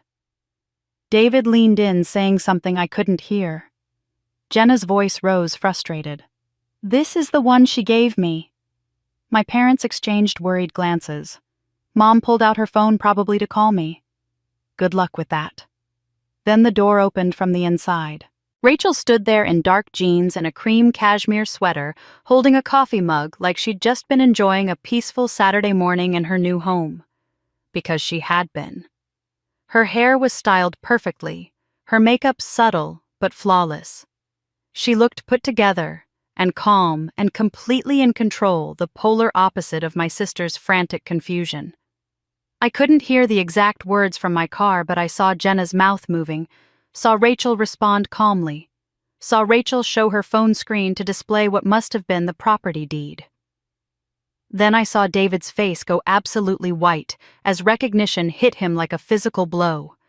The confrontation escalated fast. Jenna started screaming, her voice carrying across the street now. Other residents emerged from their units drawn by the commotion. I saw phones come out, recording devices lifted. David tried to pull Jenna away from the door, but she clung to the frame like it was a life raft. My parents stood frozen, their faces cycling through confusion, horror, and dawning humiliation. Rachel remained in the doorway, completely composed, occasionally taking sips from her coffee mug. She said something to David that made him flinch. I didn't need to hear the words to know she was reminding him of everything he'd said to her 5 years ago. Every promise he'd broken, every cruel assumption he'd made about her future. The moving truck driver had gotten out of his vehicle now, watching the scene with the fascinated horror of someone witnessing a car crash. Neighbors lined the walkway and leaned out of windows. Someone's phone was definitely recording. Finally, David managed to physically move Jenna away from the door. She was sobbing now, hysterical, still screaming something about setups and betrayal. My parents followed them to the elevator, their shoulders hunched with shame. The moving truck driver climbed back into his cab, probably relieved he wouldn't have to carry anything after all. Rachel stood in the doorway for another moment, surveying the chaos she'd helped create. Then she looked directly across the street to where my car was parked. I don't know how she knew I was there, but she did. She raised her coffee mug in a small, deliberate toast, a smile playing at the corners of her mouth. I raised my hand in acknowledgement, though I'm not sure she could see me through the tinted glass. Mission accomplished. I watched my sister collapse on the sidewalk, sobbing so hard her whole body shook. I saw my parents' faces, shock giving way to shame as they realized neighbors were watching, filming, bearing witness to the humiliation. I saw David drag his family toward their vehicles while the moving truck pulled away, its hazard lights still blinking, and I saw Rachel in the window of what was now her condo, raising her coffee mug to me in a silent toast. Mission accomplished. But their calls were about to start, and I had no intention of answering. I drove straight to my friend Kate's house, the one person I'd told about the plan. She lived 20 minutes away in a quiet neighborhood where I could hide and watch the fallout unfold. When I pulled into her driveway, my phone was already lighting up like a strobe light in the cup holder, call after call rolling in with barely a breath between them. Kate opened the door before I could knock, took one look at my face, and said, "It happened. It happened." She led me to her kitchen table, poured coffee, neither of us would drink, and I set my phone face up between us. We both stared at it like it was a bomb with a visible timer. The calls started at 10:47, exactly 12 minutes after Rachel would have opened that door. Mom's name flashed across the screen first, then again, then again. I let it go to voicemail. The phone stopped buzzing for maybe 30 seconds before Dad's name appeared. Then Jenna's. Then Mom again. Kate raised her eyebrows. "You're really not answering." "Not yet." Within 2 hours, the number climbed to 98. 98 times my family tried to reach me, and 98 times I watched the call go unanswered. Mom called 34 times, Dad 21, Jenna 43, which somehow didn't surprise me. She'd always been the one who demanded immediate response, who couldn't stand being ignored. I forced myself to listen to the first few voicemails, needing to hear the progression, the evolution from shock to rage. Mom's voice at 10:47 trembled with confusion. "Honey, please call back. There's been a terrible misunderstanding. That woman says she owns your condo. She says she bought it. She's David's ex-wife. Did you know that? Did you know who she was? Call me immediately. We need to fix this." Dad at 11:03 sounded harder, more demanding. "We need to talk immediately. This is serious. Your sister is devastated. Whatever's going on, we need to discuss it. Call me back right now." Jenna at 11:15 was barely coherent through her sobbing. "What did you do? You sold it to her. To David's ex-wife. Call me right now, or I swear I'm coming to your apartment." Each voicemail felt like a small victory and a small wound at the same time. These were still my parents, still my sister, still the people who'd raised me, even if they'd never quite loved me the way I needed. The guilt sat heavy in my chest. Decades of conditioning telling me to pick up the phone, to smooth things over, to fix it, like I always fixed things. But I didn't. Around noon, the tone shifted dramatically. The desperation turned to anger, the confusion to accusation. Mom, at 12:34. This is cruel, Emma. How could you do this to your sister, to your family? We're humiliated. Neighbors saw everything. People were filming. Do you understand what you've done? Dad, at 1:15, you've crossed a line, a serious line. We need to discuss this face to face. You owe us an explanation. You owe your sister an apology. The text messages came in waves between the calls, a relentless flood of words I could see preview on my locked screen. Jenna's were the worst, each one more vicious than the last. You're a snake. You planned this with that bitch. You humiliated us in front of everyone. Neighbors were filming. You're dead to me. Dead. I will never forgive you. I hope you're happy. My kids are crying because we have nowhere to go. Dad texted too, his words dripping with the same guilt trip tactics that had worked on me my entire life. After everything we've done for you, this is how you repay us. This is the thanks we get for raising you. I stared at that message for a long time.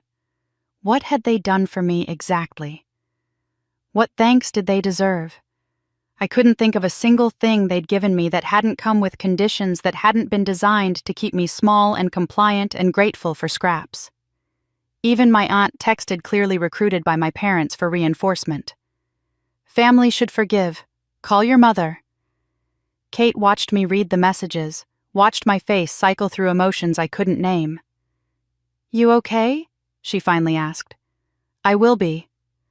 I turned the phone face down, but I could still hear it buzzing against the table, feel it vibrating through the wood. The number kept climbing. 50, 70, 85, 98. They were going to steal from me, I said out loud, needing to hear the words. They didn't ask. They plotted. They planned to manipulate me into giving up my home. This isn't revenge, Kate said quietly. No, it's self-preservation. The calls finally stopped around midnight. 98 missed calls, dozens of text messages, voicemails that started with tears and ended with threats. I listened to none of them after those first few. Kate poured us both wine, raised her glass. To freedom, she said. To boundaries, I replied. For 30 years, I'd answered every time they called. For 30 years, I'd dropped everything to help, to accommodate, to understand. I'd made myself smaller so they could feel bigger, made myself invisible so they could shine. Tonight, I turned off my phone, completely finished my wine, and slept on Kate's couch better than I had in months. Because their desperation was nothing compared to what was coming next. I woke up Sunday morning to a text from Lisa, a neighbor who lived 2 doors down from my parents. We'd been friendly over the years, had exchanged pleasantries at holiday gatherings, but we weren't close. The fact that she was reaching out now told me everything I needed to know. Just FYI, they're screaming at your parents' house. Wanted you to know. You okay? I stared at the message for a long moment before typing back. I'm okay. Thanks for letting me know. What Lisa couldn't know, what none of the neighbors could know, was that this was exactly what I'd expected. When you take away something people feel entitled to, they don't come together in solidarity.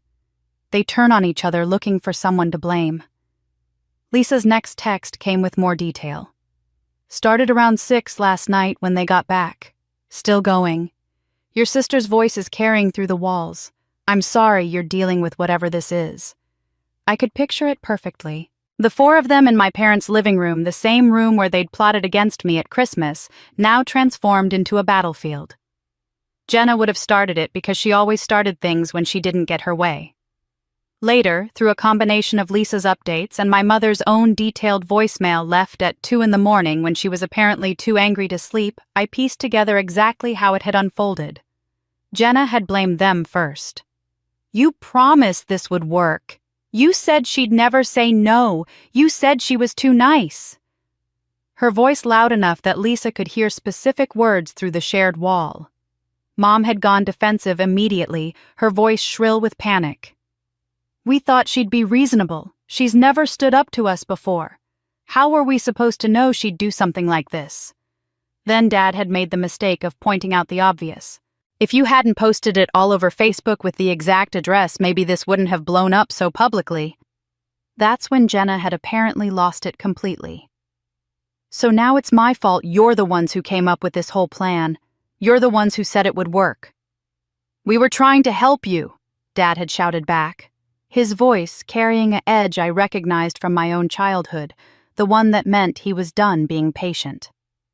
"Because you can't manage your own life. You never could." David had tried to calm everyone down, suggesting they focus on finding a hotel for the night somewhere for the kids to sleep. That's when Jenna had turned on him like a wounded animal cornered. "And you, your ex-wife. How convenient that she bought it. Did you tell her? Did you set this up?" According to Lisa's texts, David had sounded exhausted when he insisted he hadn't spoken to Rachel in 5 years, that she'd blocked him on everything. Jenna hadn't believed him. "This is too perfect. This is too convenient." What struck me most hearing about it secondhand was that for the first time in my entire life they weren't united. Every previous conflict, every time I'd needed something or questioned something or tried to establish any boundary at all, they'd stood together like a wall. Mom, Dad and Jenna presenting a united front that made me feel crazy for thinking I deserved better. Now they were wolves turning on each other, and the sound of it was almost satisfying. Dad had apparently gone after Mom next.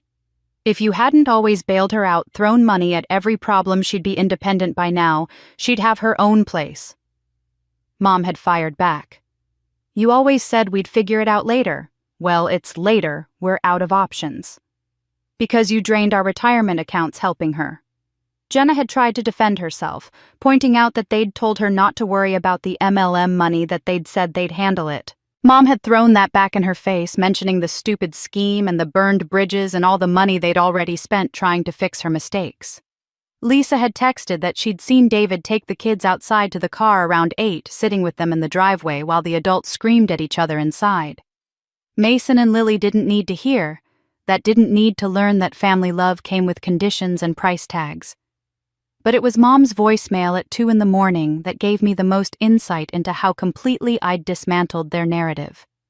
She'd been crying, her words slurred either with exhaustion or whine, and somewhere in the rambling accusations, she'd had a revelation. "You knew," she'd said, her voice suddenly clear with understanding. "You overheard us at Christmas. That's why you agreed so easily. You were buying time. You played us. For 3 weeks you smiled and nodded and planned your revenge, and we never saw it coming." There was a long pause in the voicemail, and I could hear Dad's voice in the background, incredulous. "She played us from the beginning. She's just like you," Mom had said to Dad, bitter and accusing. "Cold, calculating. She learned it from you." I'd listened to that part 3 times, struck by the irony. They'd taught me to be quiet, to be accommodating, to always put them first. They'd shown me how to manipulate by being manipulated my entire life. And now that I'd finally used those lessons, they were shocked by the results. They fought until 2 a.m. Neighbors heard every word. And for the first time in their lives, they weren't united against me. They were tearing each other apart. But their meltdown was only the beginning. Because the next morning, my sister decided if she couldn't have the condo, she'd destroy my reputation instead. I turned my phone back on Sunday morning and immediately regretted it. Jenna's Facebook post was the first thing I saw posted at 9 o'clock sharp, with the kind of calculated timing that suggested she'd been awake planning it since dawn. The post opened with a crying selfie, her face red and puffy, a tissue clutched in one hand. She'd clearly spent time getting the angle just right to maximize the sympathy factor. The text that followed was a masterpiece of manipulation. "I need to share what happened to my family yesterday. I'm heartbroken, but people deserve to know the truth. My own sister betrayed us in the cruelest way possible. After promising to help us when our lease ended after we gave up our apartment and paid deposits, she sold our future home to my husband's ex-wife out of pure spite. She orchestrated this humiliation deliberately, didn't even have the decency to tell us. We showed up with a moving truck, our children excited only to be ambushed. We're now homeless because we trusted family. Family is supposed to support each other, lift each other up. Instead, she chose cruelty and revenge. I'm heartbroken. My children are traumatized. All because she couldn't share what she has. She'd attached 3 photos. The crying selfie, a picture of Mason and Lily looking sad in the car, a shot of the U-Haul truck loaded with boxes. The visual evidence of her victimhood carefully curated for maximum impact. Within 2 hours, 200 people had commented and 50 had shared it. I sat at Kate's kitchen table watching the numbers climb, my coffee going cold in front of me. The comments split exactly as I'd expected. Some people bought the narrative immediately. That's awful, who does that to family? And praying for you and the kids, and I can't believe your own sister would do this. Others asked the questions Jenna was deliberately not answering. Wait, it was her condo. Did you pay for it? And why did you give up your apartment before you had keys? I watched Jenna respond to every supportive comment with gratitude and ignore every critical question. Then I watched her start deleting the critical ones, entirely reshaping the narrative in real time by eliminating any voice that didn't support her version of events. My parents went to church that morning. Part of me had expected them to hide in shame, but I should have known better. They needed allies, needed sympathy, needed to control the story before it controlled them. According to 3 different people who texted me throughout the day, Mom had been in tears in the parking lot after the service. Our daughter has abandoned all family values. She'd told her Bible study friends, her voice breaking. She's selfish and heartless, after everything we sacrificed for her. Dad had worked the men's group, his approach more anger than tears.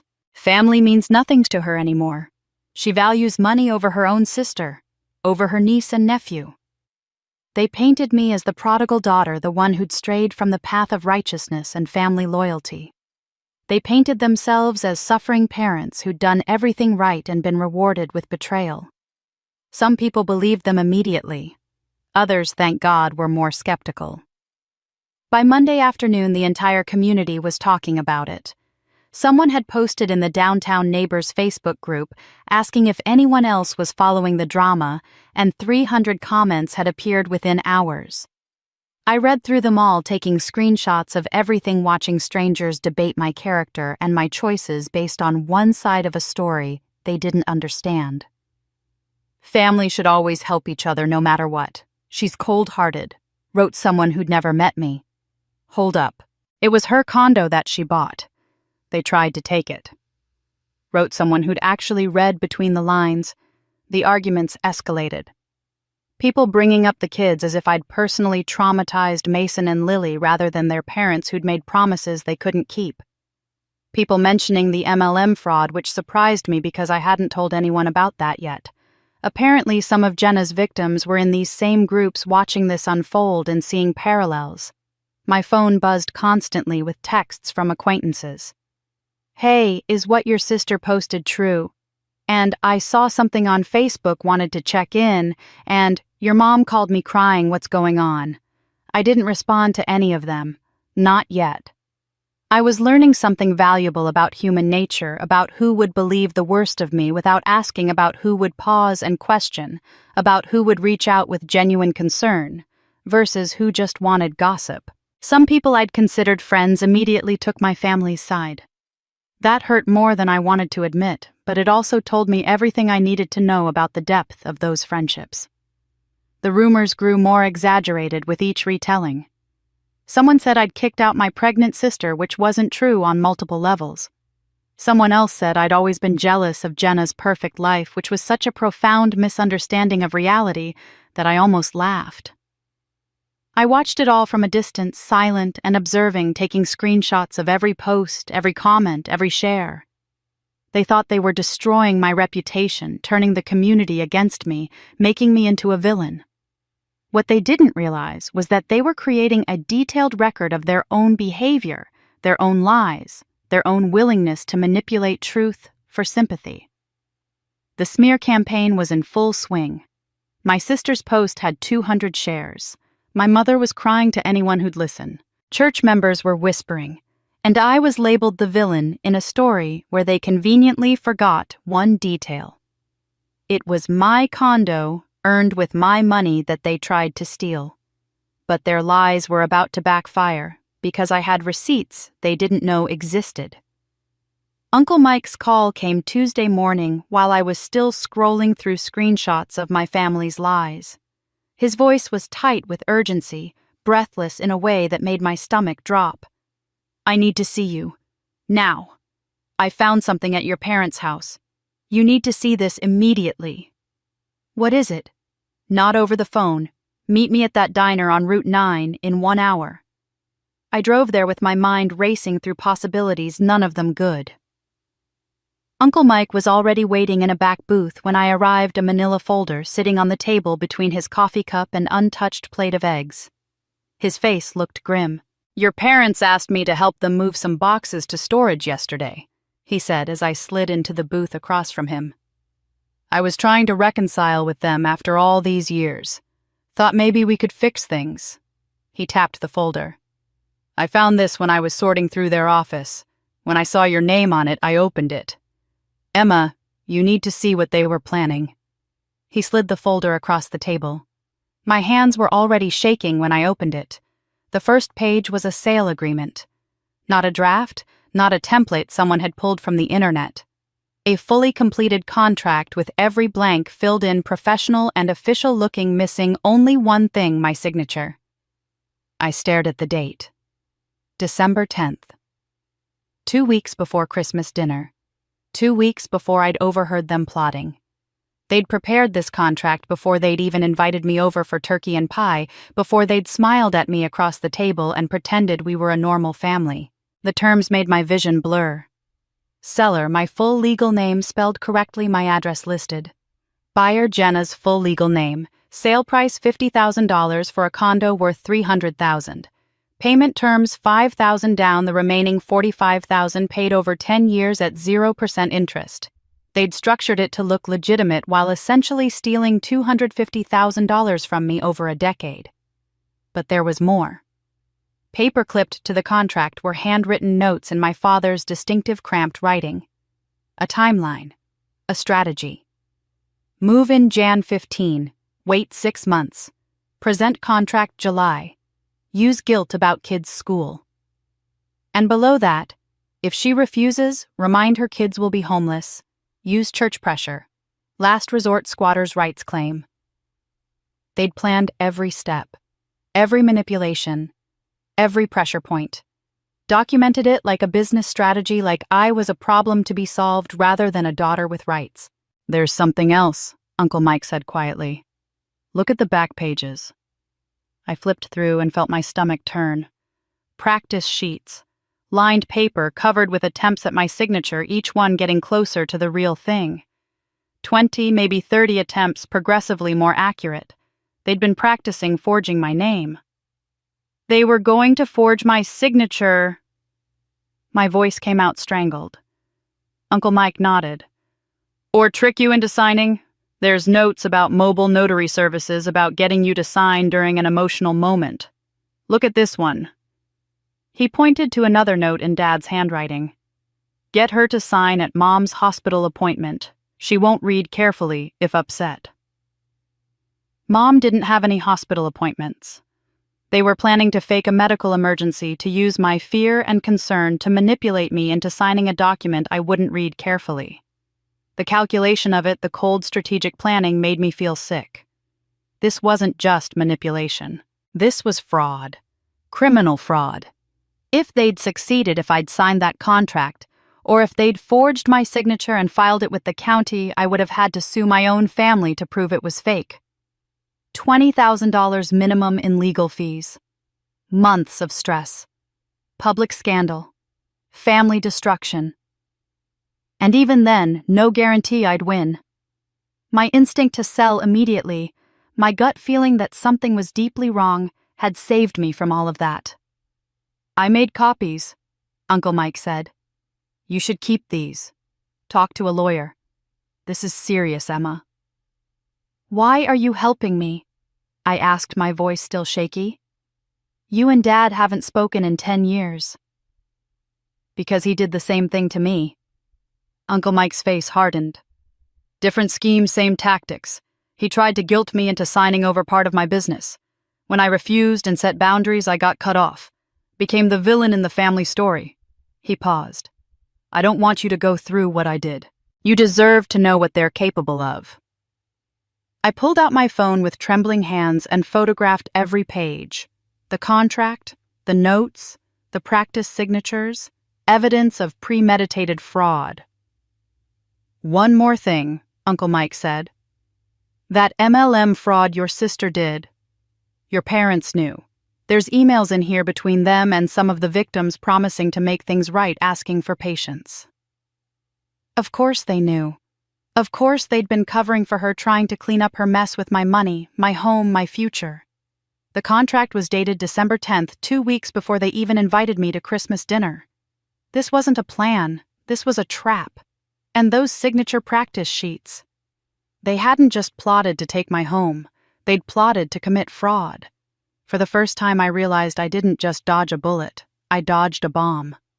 I drove home from the diner with Uncle Mike's folder on the passenger seat, too dangerous to look at while driving, but impossible to ignore. Once inside my apartment, I spread everything across my dining table and spent the entire evening organizing evidence like I was building a legal case, which in a way I was.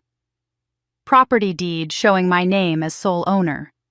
Mortgage statements proving I'd paid every cent.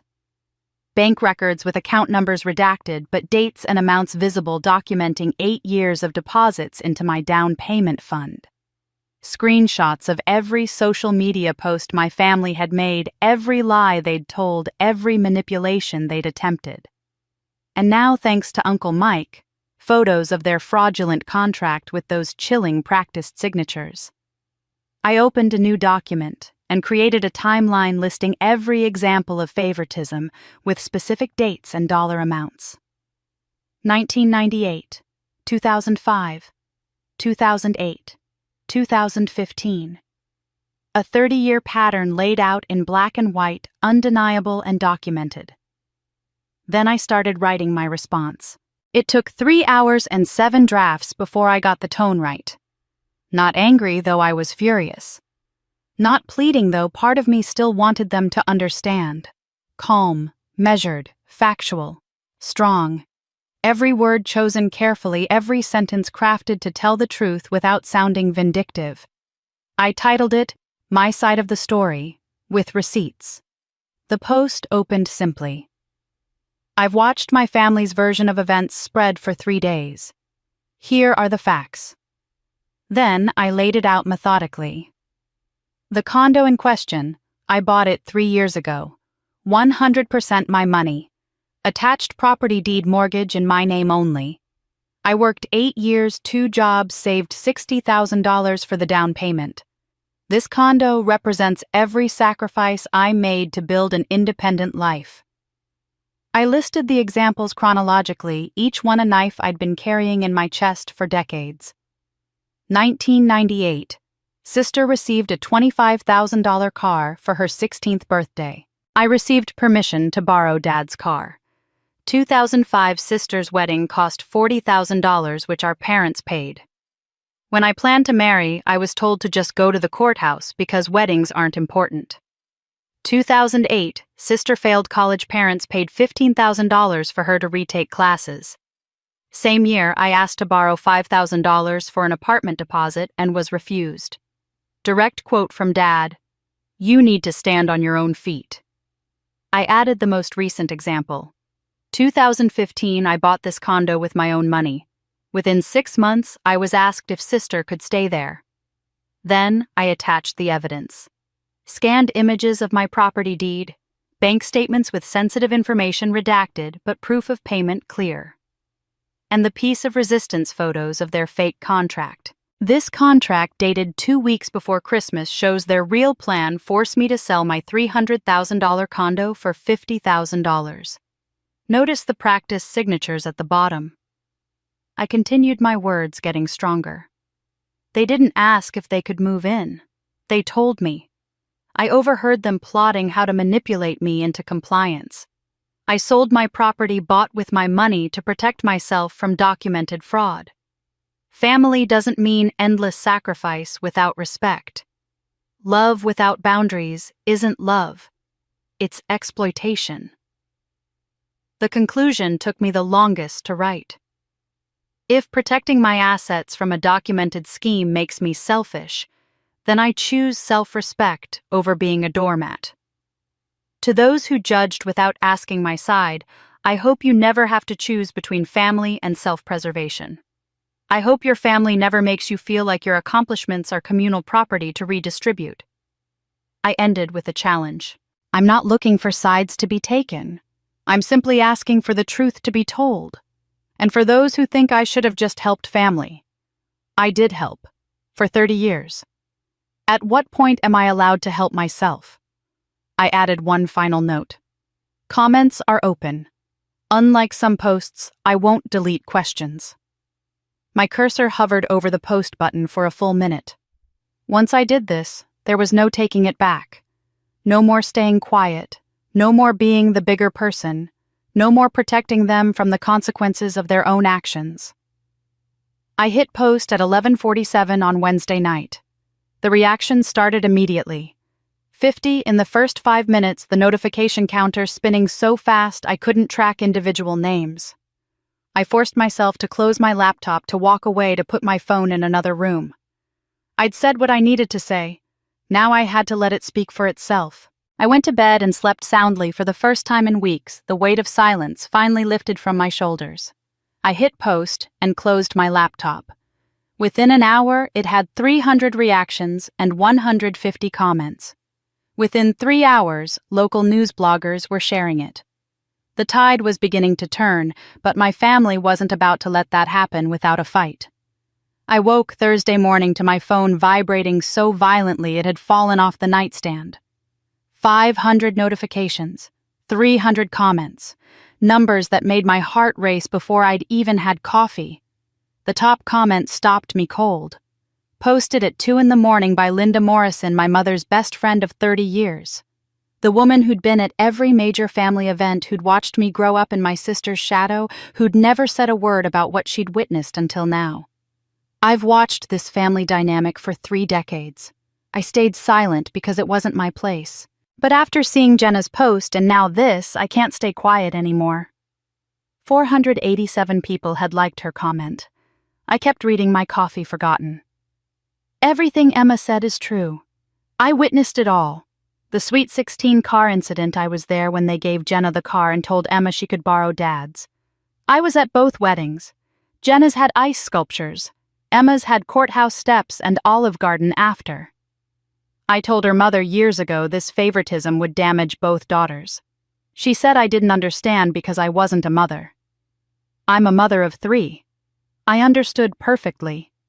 But I understand this real love doesn't require one child to sacrifice endlessly for another. To Emma, I'm sorry I didn't speak up sooner. You deserved better. My hands were shaking. Linda had known. She'd seen everything tried to intervene been dismissed. And she'd kept it to herself until now, until the evidence was too overwhelming to ignore. The replies to her comment stretched on for pages. Thank you for speaking up. This explains so much. It takes courage to tell the truth. Other family friends started adding their own observation stories I'd never known anyone had noticed. Someone remembered my college graduation, how my parents had claimed a work conflict, but had been spotted at the mall with Jenna. Someone else had always thought the different treatment was strange, but hadn't felt it was their business to say anything. Then I saw Uncle Mike's comment posted at 8 that morning and had to sit down. This is exactly why I cut contact with my brother 10 years ago. He did the same thing to me, asked me to temporarily house Jenna when she was 19 and figuring things out. After 3 months, I asked when she'd be moving out. Was told I was selfish for not helping family. Then they pressured me to let her stay rent-free indefinitely. When I said no and gave her 30 days' notice, I became the selfish brother who abandoned family. I was written out of the family, wasn't invited to holidays. My own brother stopped speaking to me. For having boundaries, for refusing to enable a grown woman. Now I see they're still playing the same games, still sacrificing one child to prop up the other. Proud of you, Emma, for standing up. I wish I'd been there for you growing up. I didn't know it was this bad. This wasn't just about me. This was a pattern, a multi-generational system of manipulation and guilt. Anyone who set boundaries got cut off, labeled selfish, written out of the family story. Uncle Mike had tried to help Jenna, had given her a place to stay, and when he'd asked for a reasonable end date, he'd been exiled for a decade. Other relatives I barely knew started commenting. A cousin I'd met maybe twice at weddings mentioned that she'd always wondered why I never came to family events, that my parents had always said I was too busy. I'd never been invited to those events. They'd simply erased me and told everyone I'd chosen not to come. By Thursday evening, the entire tone had shifted. I watched it happen in real time, the narrative flipping like a switch had been thrown. People went back to Jenna's original post and started asking the questions she'd been deleting.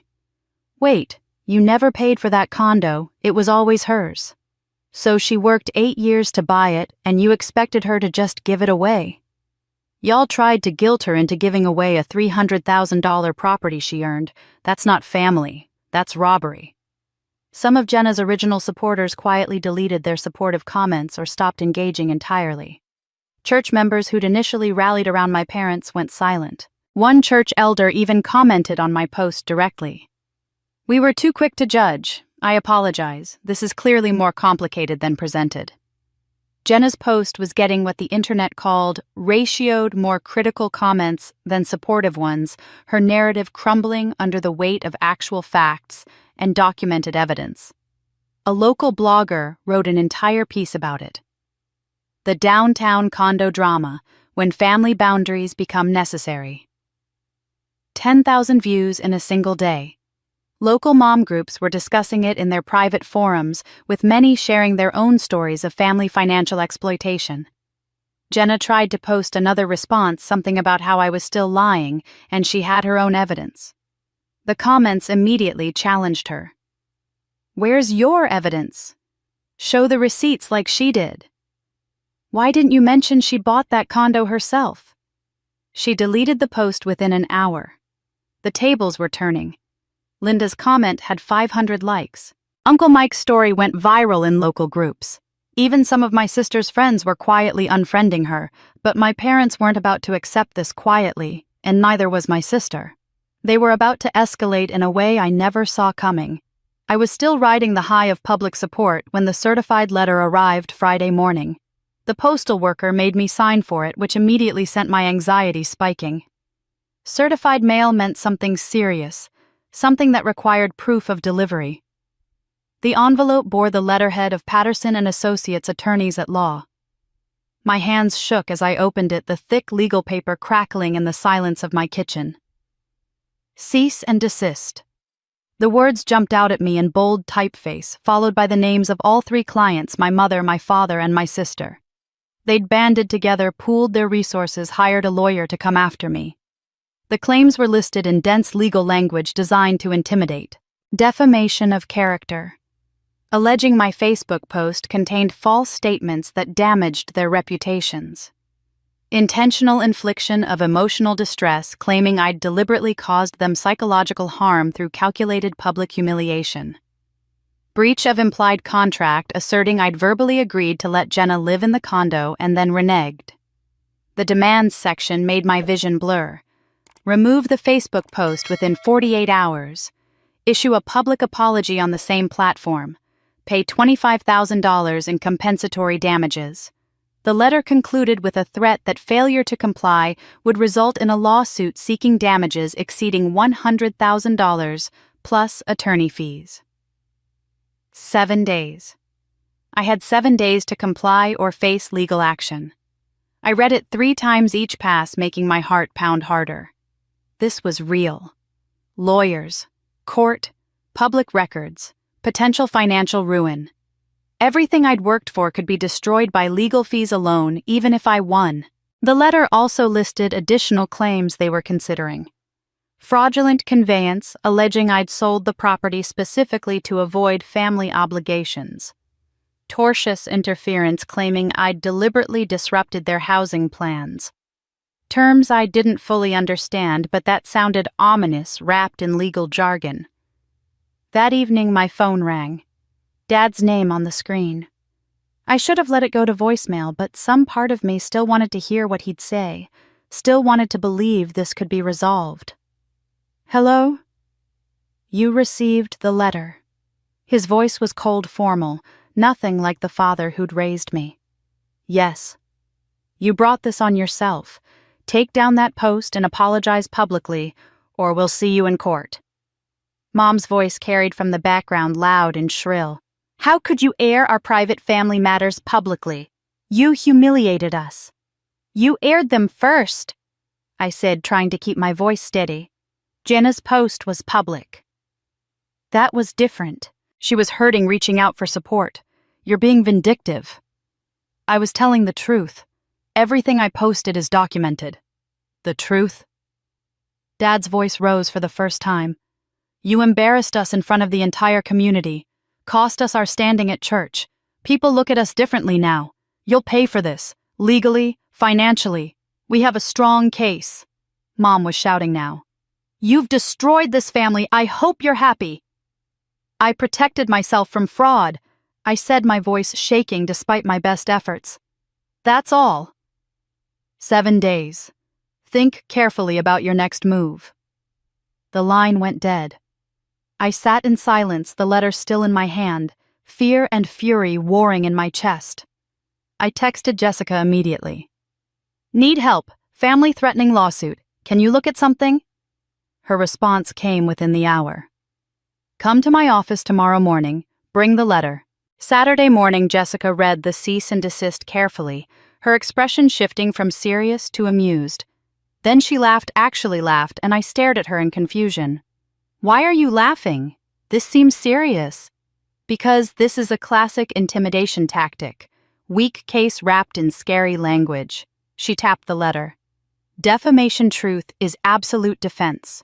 Everything you posted is verifiable fact with documentation. You have the property, deed, bank statements, mortgage records. Their own fake contract proves they plotted fraud. Emotional distress, absurd. You exercised your legal right to sell your own property. Any distress they feel is self-inflicted from unreasonable expectations. Implied contract.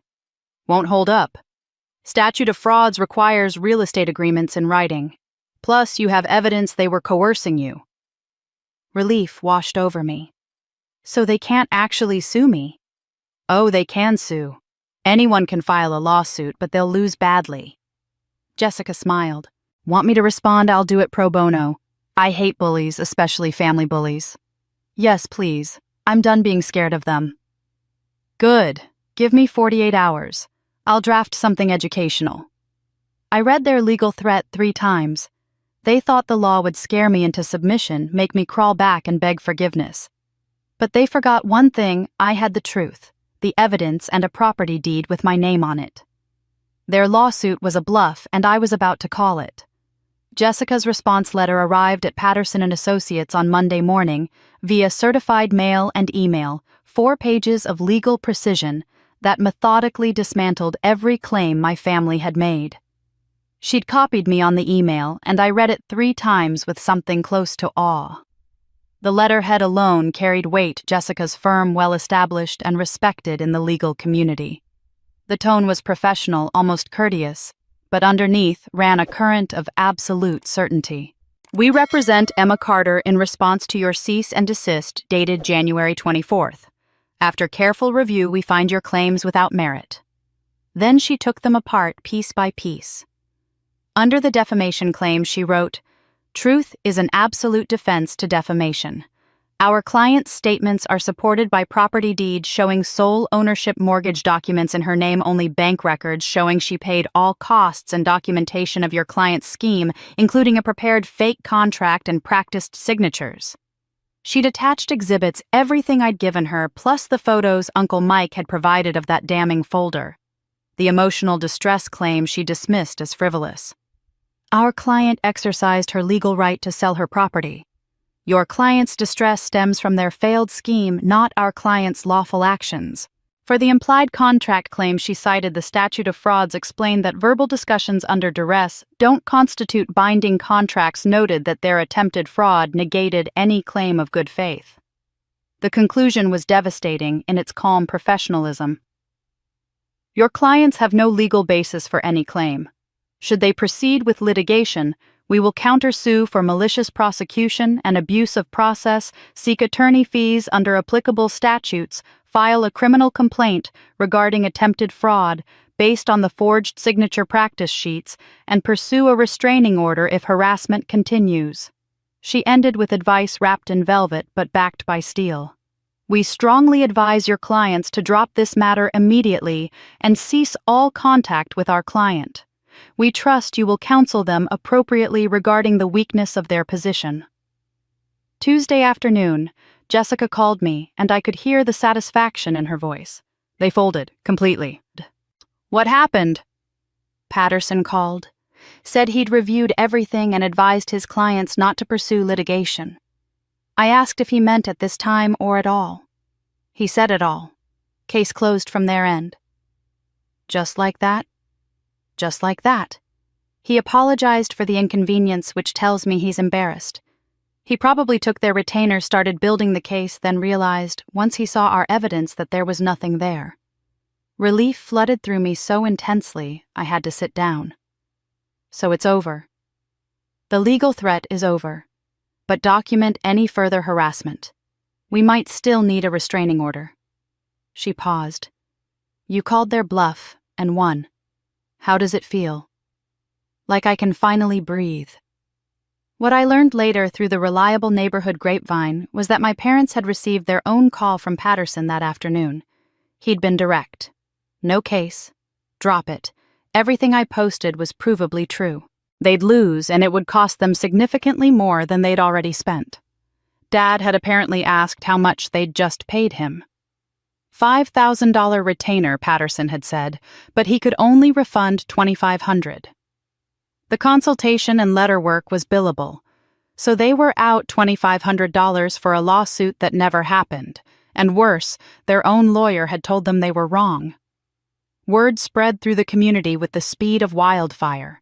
They'd tried to sue their own daughter and had no legal grounds. It made them look vindictive, desperate, willing to weaponize the legal system to silence truth. Some church members who'd remained neutral now distanced themselves entirely. Going after your own daughter in court crossed a line even for those inclined to give parents the benefit of the doubt. Jenna's meltdown, according to David, who texted me later, was spectacular. So she just wins? She gets away with everything. She'd screamed when they told her the lawsuit was dead. David had tried to be reasonable. She didn't do anything illegal. She sold her own condo. I don't care about legal. It's not fair, that was supposed to be ours. That last line David said had been revealing. She'd never cared about legality or rights or fairness in any objective sense. She'd only cared about getting what she wanted. Their lawyer dropped the case within 48 hours. No lawsuit, no apology. They'd spent thousands on legal fees just to be told they had no grounds. I should have felt victorious, and I did. But that night my sister posted something that made my blood run cold. Sometimes the truth comes out in ways you don't expect. Stay tuned. I was still processing the legal victory when the Facebook message arrived Wednesday afternoon. Karen Williams. The profile showed a woman in her 40s smiling with her family in front of a suburban home. A legitimate account, not a fake profile or troll. You don't know me, but you should know what your sister did to us. I saw your post. There's more to the story. Can we talk? I stared at the message, curiosity warring with caution. What do you mean? Call me. This isn't something to discuss over text. She included a phone number. I called. She answered on the first ring, her voice tight with barely controlled emotion. 2 years ago, your sister joined a health supplement MLM. Do you know about this? No, what happened? Her voice cracked slightly. She recruited from our church, from PTA meetings, from the neighborhood moms group. She sold these exclusive supplements, weight loss products, energy boosters, immunity support. Promised they'd change our lives. And they were fake. She took our money, $200 to $500 per person, and sent us cheap supplements she'd bought on Amazon and repackaged. She kept the cash instead of ordering real products through the MLM company. 23 victims. $75,000 over 6 months. My husband and I lost $3,500. Some people lost more. My hand tightened on the phone. She scammed you. She scammed all of us.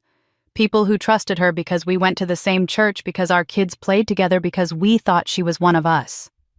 While we talked, Karen sent screenshots via email. I pulled them up on my laptop, my stomach turning with each image. Jenna's Facebook posts from 2 years ago, bright and enthusiastic. These supplements changed my life. Message me to order. Before and after photos that looked suspiciously professional, probably stolen from the internet. Promises that seemed too good to be true, because they were. Lose 20 pounds in 30 days, boost immunity naturally. Karen shared a group chat among the victims, their messages growing increasingly concerned. Did anyone else get sick from the supplements? I think these aren't real. The packaging looks off. She blocked me when I asked for a refund. Several people had gotten sick. Rashes, stomach problems. Nothing life-threatening, but enough to raise alarm bells. Some had filed complaints with the MLM company, which had investigated and confirmed that Jenna had never ordered products through their system. She'd been kicked out, banned from the company entirely. When victims started demanding refunds, Jenna had blocked them all on social media and disappeared from public view for months. Your parents knew, Karen said. I have an email from your mother. She forwarded it. 8 months old. Mom's email address. Mom's writing style. I know Jenna made mistakes. Please give her time to make this right. She's struggling. She has children to think about. They've been trying to pay people back quietly, Karen explained. Using their retirement savings, I think. They paid me back $1,000 of my $3,500. Said that's all they could afford. But most people haven't gotten anything. Everything suddenly clicked with horrible, perfect clarity. The condo wasn't about helping Jenna find housing. It was about liquidating my asset to cover her crimes. They'd wanted to transfer ownership through that fake contract, then sell it. Use the $300,000 to pay off all the victims, cover Jenna's other debts. Give her a clean slate. They were going to make me pay for her fraud. We're filing a civil lawsuit next week, Karen said. Several of us together. We can't let this go. She destroyed lives. One woman couldn't afford her daughter's college tuition because of this. Another woman's retirement savings gone because she trusted your sister. I understand. Your parents tried to sweep it under the rug, tried to handle it quietly. But she needs to face consequences. I'm telling you because you deserve to know why they really wanted that condo. And because when we file, it'll be public record. I wanted you to hear it from someone first. After we hung up, I sat staring at the emails, the screenshots, the evidence of systematic fraud committed against people who'd done nothing wrong except trust someone from their community. My sister hadn't just stolen from strangers. She'd stolen from our church community, from mothers trying to support their families, from people who trusted her because they trusted our parents. And my parents had expected me to pay for her crimes by giving up my $300,000 condo. They hadn't been trying to help her find housing. They'd been trying to liquidate my asset to cover her fraud. The question was, did the victims deserve to know I had proof? I spent 2 days wrestling with Karen's information, trying to decide what to do with it. Then Friday evening, my doorbell rang, repeatedly insistent and demanding. I checked the Ring camera and saw my parents standing at my door. They looked like they'd aged a decade in the month since Christmas. Dad had lost weight, his face gaunt and tired. Mom's hair had gone completely gray, the salon visits apparently a casualty of their financial crisis. They wore cheap coats I didn't recognize, probably from Walmart. I debated not answering, but curiosity won. I opened the door with the chain lock still on. "What do you want?" Mom started crying immediately. "Please, just 5 minutes. We need to talk." "We're not here to fight," Dad added, his voice stripped of its usual authority. "Please, can we just talk?" Against my better judgment, I let them in. They sat on my couch in the small apartment I'd moved to after selling the condo, looking around like they'd stumbled into unfamiliar territory. Which they had. They hadn't been in my space in years. The silence stretched for a full minute. Neither of them seemed to know how to start. Mom finally spoke, her voice shaking. "I know you're angry. You have every right to be angry. But your sister, she's in real trouble. Serious trouble." "There are people threatening to sue her," Dad said. "Some talking about pressing criminal charges for fraud." "I know. Karen contacted me." Both their faces went pale. They clearly hadn't expected this. "She told you." Mom's voice came out strangled. "Everything. The MLM scam, the $75,000, the fake supplements that made people sick." Dad went defensive immediately. "She made mistakes, bad mistakes, but she's still your sister." "Those people want their money back," Mom said. "All of it. $75,000. We don't have that kind of money." "We've given her everything we have," Dad added. "Drained our retirement accounts.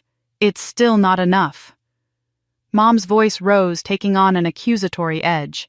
"If you hadn't sold the condo, we could have helped her. Could have made things right." I stared at her, incredulous. "So your plan was to steal my condo to pay for her fraud?" "Not steal," Dad corrected. "We would have bought it from you. Family discount. For $50,000, a $300,000 condo. You could have bought another place eventually. Started over."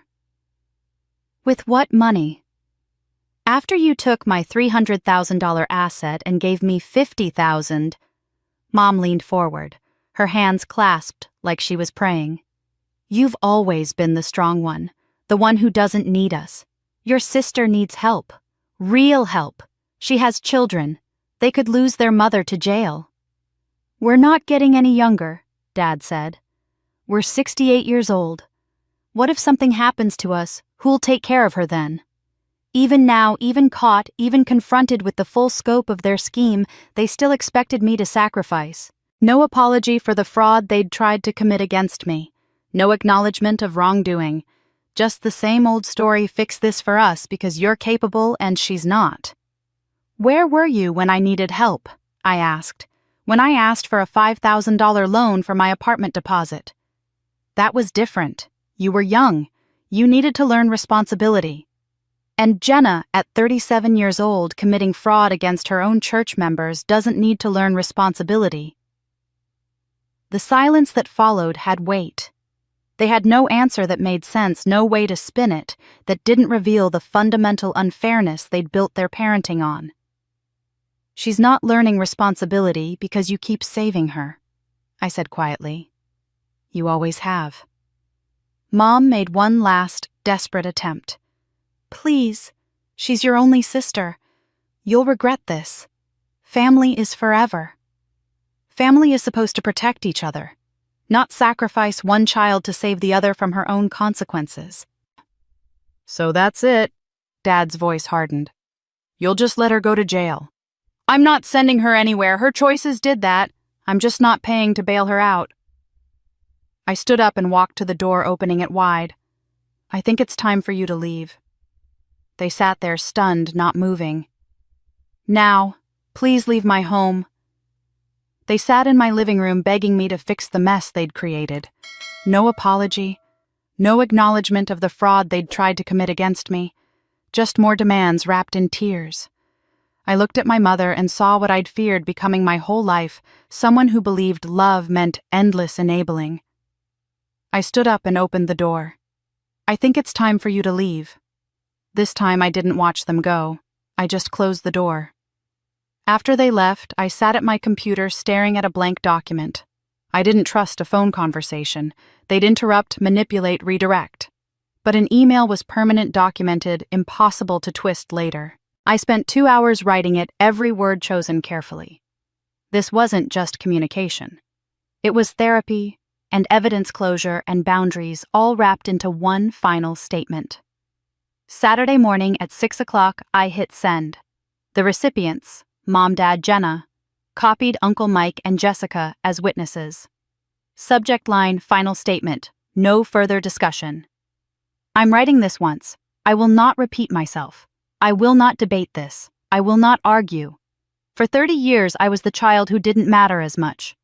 Every milestone, every need, every achievement was secondary to hers. I accepted it because I thought that's what family meant. That's what love looked like. I was wrong. Family doesn't mean one person sacrifices endlessly, while another takes without gratitude or accountability. Then I laid it all out, a comprehensive timeline of every wound I'd been carrying. Age 16. She received a $25,000 car. I received nothing. You said I needed to earn things. She didn't have to earn hers. Age 22. You paid $40,000 for her wedding, told me to go to the courthouse because weddings aren't important. My marriage was apparently not important. Age 25. You loaned her $15,000 for a failed business venture never repaid. Same year I asked for a $5,000 apartment deposit loan and was refused. You said I needed to stand on my own feet. Age 32. I bought a condo with my money after 8 years of work.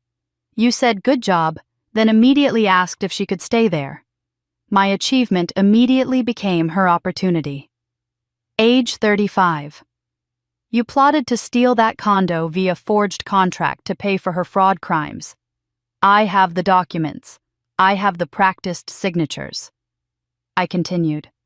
Every single time I was expected to be understanding, strong, accommodating, mature. But when I finally said no, when I finally protected myself, I became selfish, became cruel, heartless. The double standard is exhausting. The unfairness is exhausting. You are exhausting. The final section I titled, Moving Forward, My Boundaries. These are not requests. These are not negotiable. These are requirements if you want any contact with me. 1, I will not give money to Jenna or enable her behavior in any way. 2, I will not lie to protect her from consequences of her choices. 3, I will not attend family gatherings where I'm expected to apologize or make peace on your terms. 4, if you contact me to guilt manipulate or demand I help her, I will block you immediately. 5, if you send others to guilt me on your behalf, I will block them too. These aren't punishments. These aren't revenge. They're self-preservation. I ended with words I'd needed to say for 3 decades. I hope someday you understand that you didn't lose a daughter because she was selfish. You lost her because you taught her she only mattered when she gave you what you wanted. You taught her that her accomplishments were family resources to redistribute. You taught her that boundaries were betrayal. I deserved better. I deserved parents who were proud of me without immediately thinking of how my success could benefit her. I'm choosing better now, even if that means choosing it alone.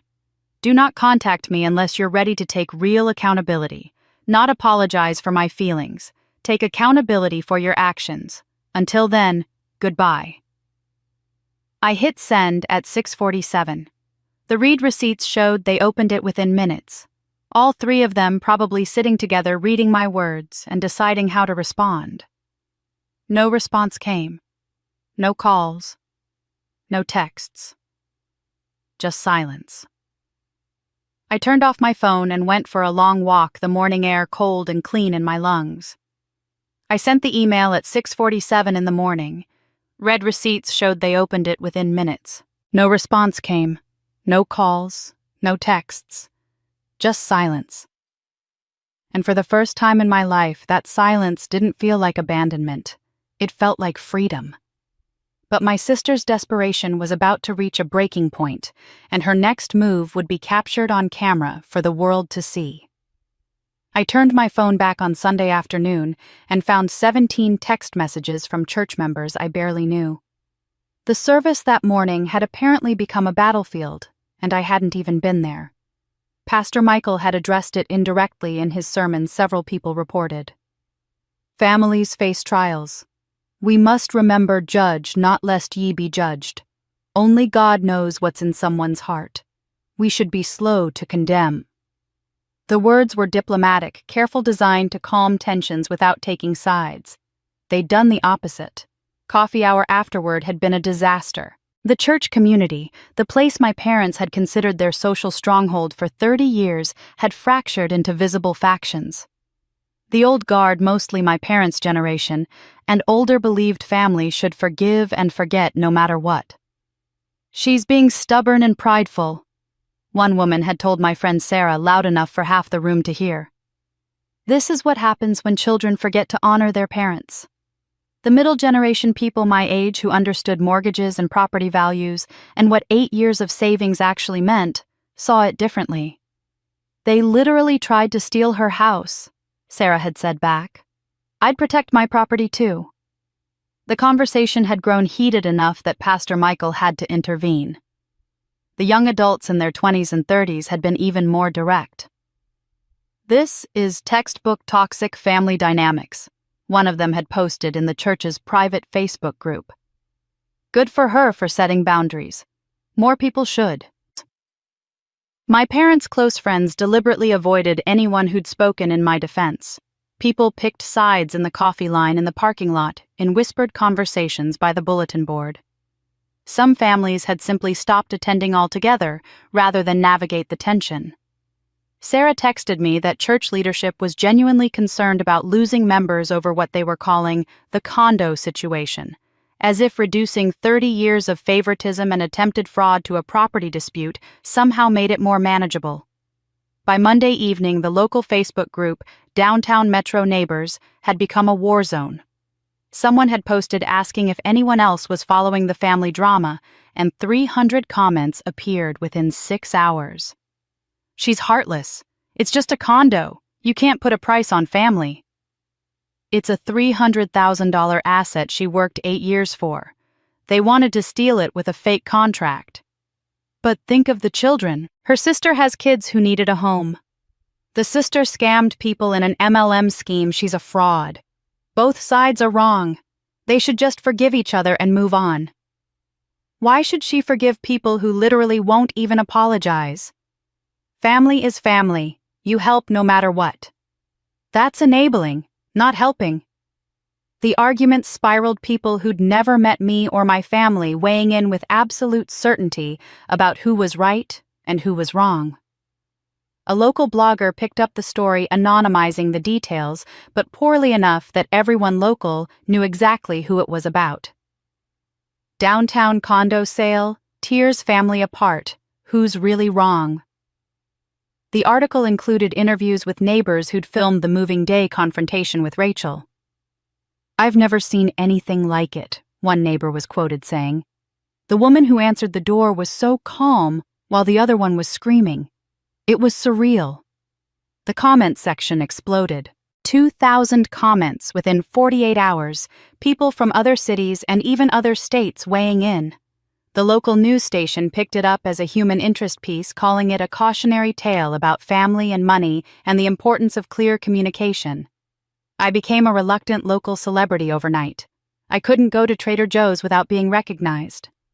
Some people approached with support, sharing their own stories of toxic family dynamics, thanking me for speaking out. Others glared from across the produce section, whispering loudly enough for me to hear. One woman confronted me directly in the cereal aisle. You should be ashamed. Family is everything. You broke your parents' hearts. I was too exhausted to engage. You don't know the full story. I know enough. You're selfish and cold. I walked away, abandoning my cart, not because I was ashamed, but because I simply couldn't argue with every stranger who'd formed an opinion based on fragments of truth and speculation. Cashiers recognized me. "Oh, you're the Condo lady." Some said it with admiration, others with barely disguised judgment. I learned to smile neutrally and keep moving. I joined an online support group called Estranged Adult Children and found thousands of people dealing with similar dynamics. Parents who believed their children's successes were family resources to redistribute. Siblings who'd been enabled into helplessness. People who'd set boundaries and been labeled selfish for it. The validation was helpful, but it didn't make the local scrutiny less exhausting. I seriously considered moving to a new city, starting fresh somewhere. Nobody knew my name or my story. Kate talked me out of it. "Don't let them chase you out of your own town. You didn't do anything wrong." But doing nothing wrong didn't protect me from judgment. Half the town thought I was cruel. Half thought I was brave. I was tired of being either. I just wanted peace, wanted to grocery shop and go to coffee shops and live my life without being a cautionary tale or an inspiration or a villain. I'd become a local pariah and a local hero at the same time. Half the town thought I was cruel. Half thought I was brave. I was tired of being either. I just wanted peace. But peace wasn't coming because that night my sister was about to make the most desperate, destructive choice of her life. And this time she'd do it on camera. I spent the next few days trying to return to normal life, but normal proved impossible when Jenna's car kept appearing outside my apartment building, like a ghost that refused to be exorcised. Monday morning, I noticed it across the street while making coffee. Dark blue Honda Civic. The same one my parents had bought her years ago, engine off, just sitting there in a metered parking spot. At first, I thought it was coincidence. The city was full of blue Hondas. But when I moved closer to the window, I saw her silhouette in the driver's seat, phone glowing in her hands. She looked up, saw me watching, and drove away quickly. Maybe I was being paranoid. Tuesday morning at 8, the car was back. I checked again at 10. Still there. Noon came and I looked out to find her still parked in the same spot, and my paranoia crystallized into certainty. This wasn't coincidence. This was surveillance. I went downstairs and walked across the street, my heart hammering so hard I could feel it in my throat. I knocked on her window. She jumped, startled, then rolled it down slowly. "What are you doing here?" She looked up from her phone, and I was struck by how terrible she looked. Face pale and gaunt, dark circles under her eyes, hair pulled back in a messy ponytail. She looked like she hadn't slept in days. "Just happened to be in the neighborhood. Free country." "This is my neighborhood, Jenna. You live 40 minutes away in the suburbs."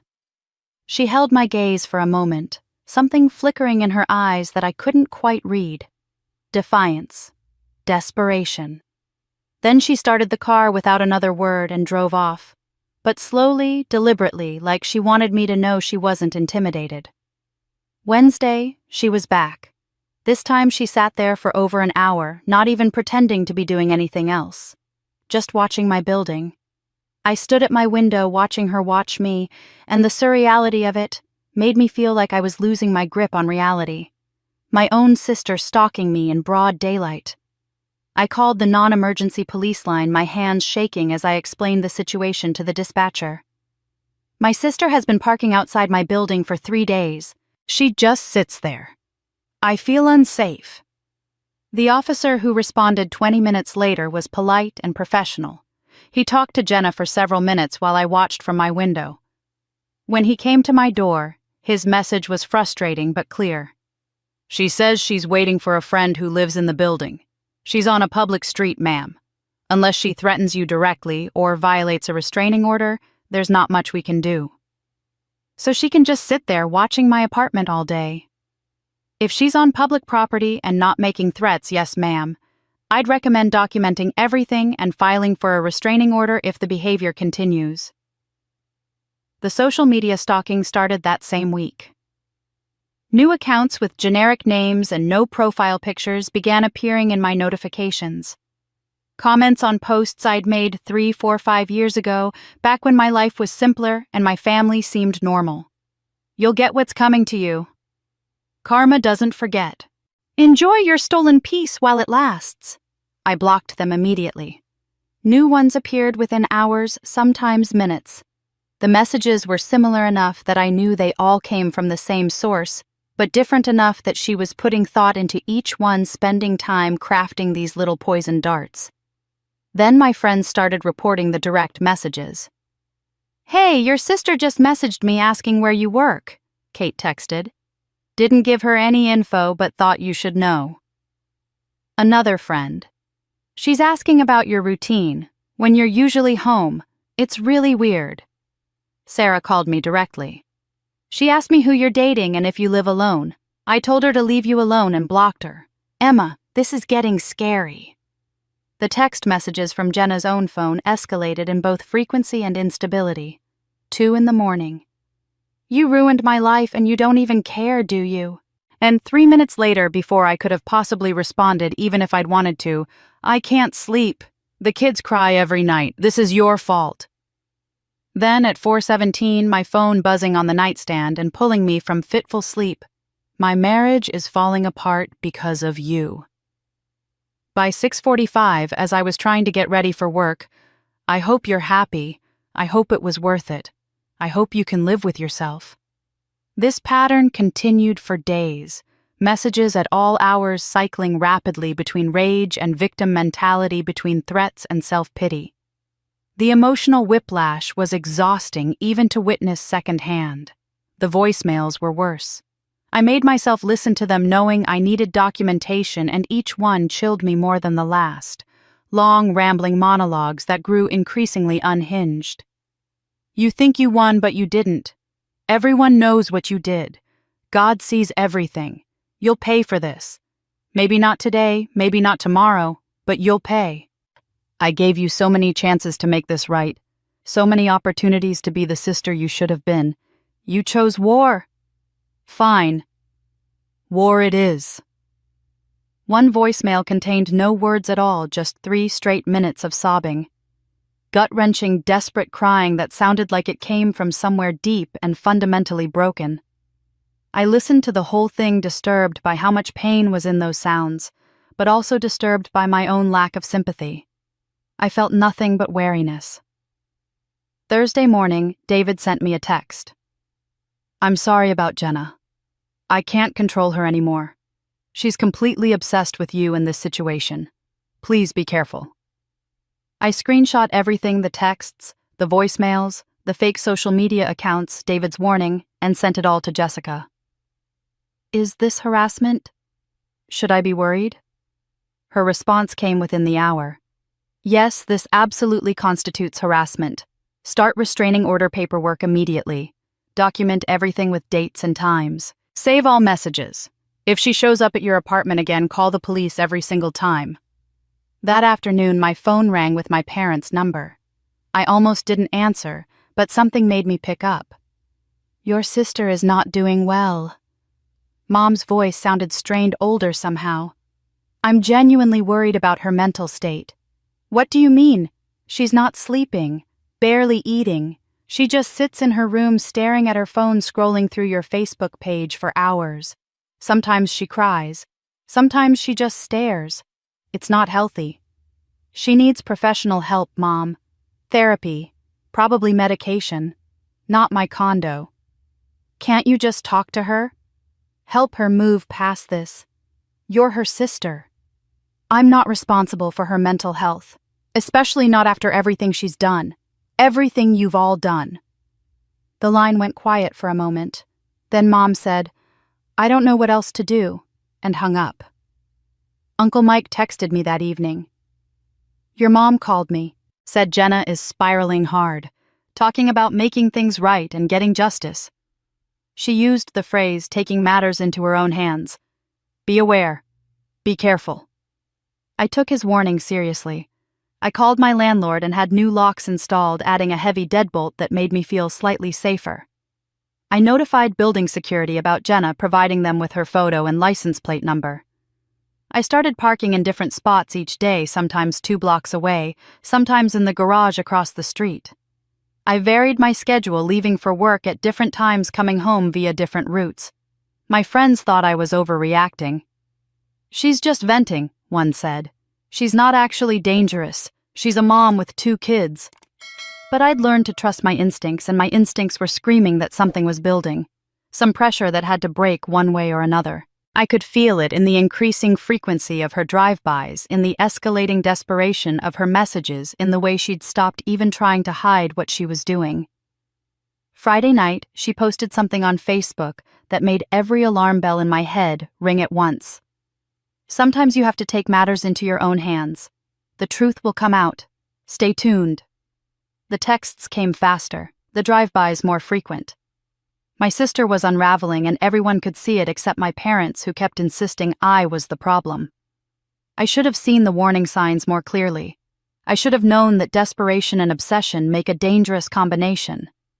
Because what she did next wouldn't just cross a line, it would be broadcast live to thousands. I was at work Tuesday afternoon when Rachel called, her voice tight with an urgency that made my pulse spike immediately. "Your sister is here, at my building. She's doing a Facebook Live right now and saying she's going to confront me. I thought you should know." My stomach dropped like I'd been pushed off a cliff. What? When did this start? About 10 minutes ago. She posted something at 2 saying she was going to get answers today, and now she's outside my building broadcasting live. I can see her from my window pacing back and forth. "Call the police, right now.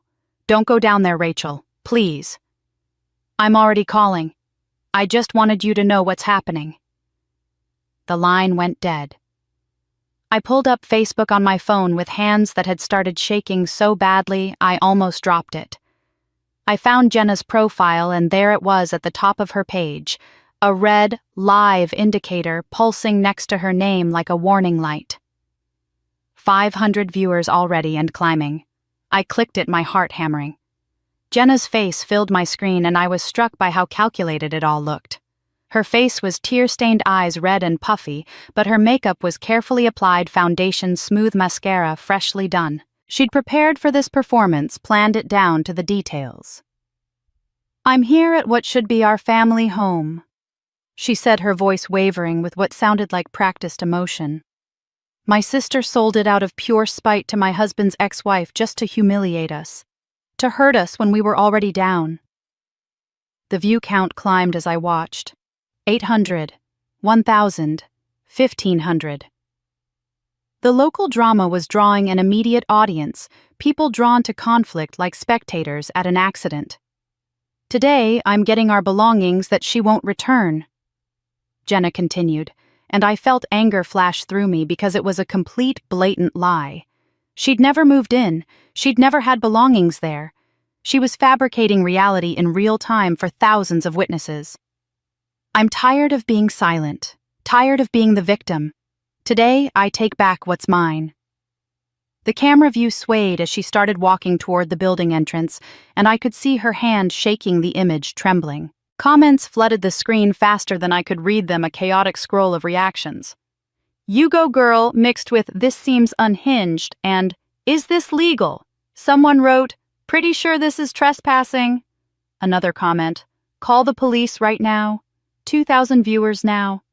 Jenna pressed the buzzer for Unit 3B, and I watched helplessly from miles away, unable to do anything but witness what was about to unfold. My breath caught in my throat as I waited. The door opened. Rachel appeared on camera dressed casually in dark jeans and a cream sweater, holding a coffee mug like she'd just been enjoying a peaceful Tuesday afternoon in her home. Her expression was completely calm, almost curious. "Can I help you?" "I'm here for my things. Let me in." Jenna's voice had already started rising, the camera still pointed steadily at Rachel's face. "You don't have anything here," Rachel said, her voice level and professional. "You never moved in. You need to leave." "That's my home. My sister stole it and gave it to you." The pitch of Jenna's voice climbed higher with each word. "I bought it legally. I have the deed right here if you'd like to see it. You're trespassing on my property. I'm asking you politely to leave." Jenna tried to push past Rachel into the building entrance. I watched horrified as Rachel physically blocked the doorway, her body language shifting from polite to protective. She pulled out her phone with one hand while keeping the other on the doorframe. "I'm calling the police right now." Then it happened, and I watched it unfold in real time with 2,500 people. Jenna shoved Rachel hard, both hands against her shoulders in a violent push. Rachel stumbled backward, her coffee mug falling to the ground and shattering, but she caught herself on the doorframe before she could fall completely. "You just assaulted me," Rachel said, and her voice was sharp now, cutting through the chaos. "On camera, with 2,000 witnesses watching live." Jenna was screaming, fully unhinged now, any pretense of being the wronged party evaporating in her rage. "I don't care! This is my house, you stole it from me!" I could hear Rachel's voice clearly as she spoke into her phone. "Yes, I need police at 428 Market Street immediately. A woman is trespassing on my property and just physically assaulted me. It's being live-streamed on Facebook right now. There are thousands of witnesses." The dispatcher's voice came through faintly. "Officers are on the way. Are you safe?" "Yes, I'm in the doorway. She's outside but getting increasingly aggressive." Jenna seemed to suddenly realize that the phone was still broadcasting everything. She lunged for it, tried to grab it from wherever she'd propped it against the building, and it fell to the ground with a clatter. The camera angle went sideways, capturing mostly pavement and the edge of the building, but the audio remained crystal clear. "Turn it off! Stop filming!"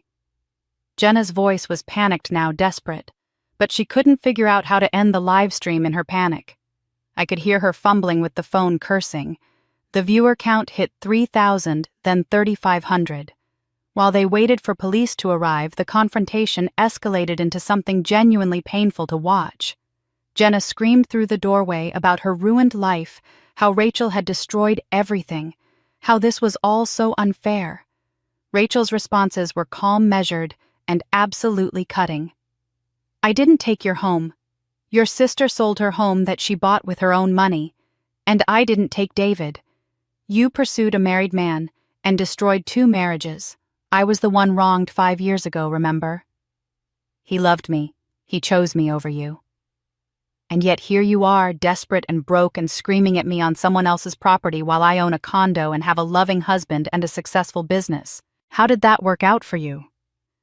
The comments section exploded. 5,000 viewers now, the number still climbing as people shared the link. "She's completely unhinged. This is so sad to watch. Play stupid games, win stupid prizes. Someone needs to get this woman mental help immediately." The police arrived in under 3 minutes, which meant they'd treated it as a priority call. I watched 2 officers approach, their body language alert and professional. One of them addressed Jenna. "Ma'am, I need you to calm down and step back. She won't let me into my house. You need to arrest her. She's the criminal here." "Who owns this property?" the officer asked, his voice neutral. Rachel showed them her property deed on her phone, still completely composed. "I do. I bought it legally 3 weeks ago. Here's the deed with my name on it. She's trespassing and just assaulted me on camera. The phone on the ground is still recording. There are 5,000 people who just watched her commit assault." The officer turned to Jenna and his voice became firmer. "Ma'am, this isn't your property. You need to leave immediately." "No, I'm not leaving. This should be mine. My sister promised me." "Ma'am, you're under arrest for criminal trespassing and assault." Jenna tried to run. The officer caught her arm easily, professionally. She screamed like she was being murdered. "Don't touch me! Help! Someone help me!" The handcuffs clicked into place with a sound that carried clearly through the phone's microphone. 12,000 people were watching now. Jenna sobbed and screamed as they walked her to the patrol car. "This isn't fair. She stole from me. My sister set me up. This is all her fault." Her face was red and distorted with rage and desperation. Nothing left of the carefully made-up victim who'd started the broadcast. The sideways camera captured her being placed in the back of the police car, still screaming, still insisting she was the victim. Rachel walked over calmly and picked up the phone from the ground. She looked directly into the camera, and I saw her take a breath before speaking. "For the record, I legally purchased this property 3 weeks ago with my own money. I have never met this woman before today. Everything she said was a lie." The screen went black. The live stream had ended, but the video had automatically saved to Facebook. Within 30 minutes, I watched the view count climb to 50,000. People were sharing it everywhere, adding their own commentary, dissecting every moment frame by frame.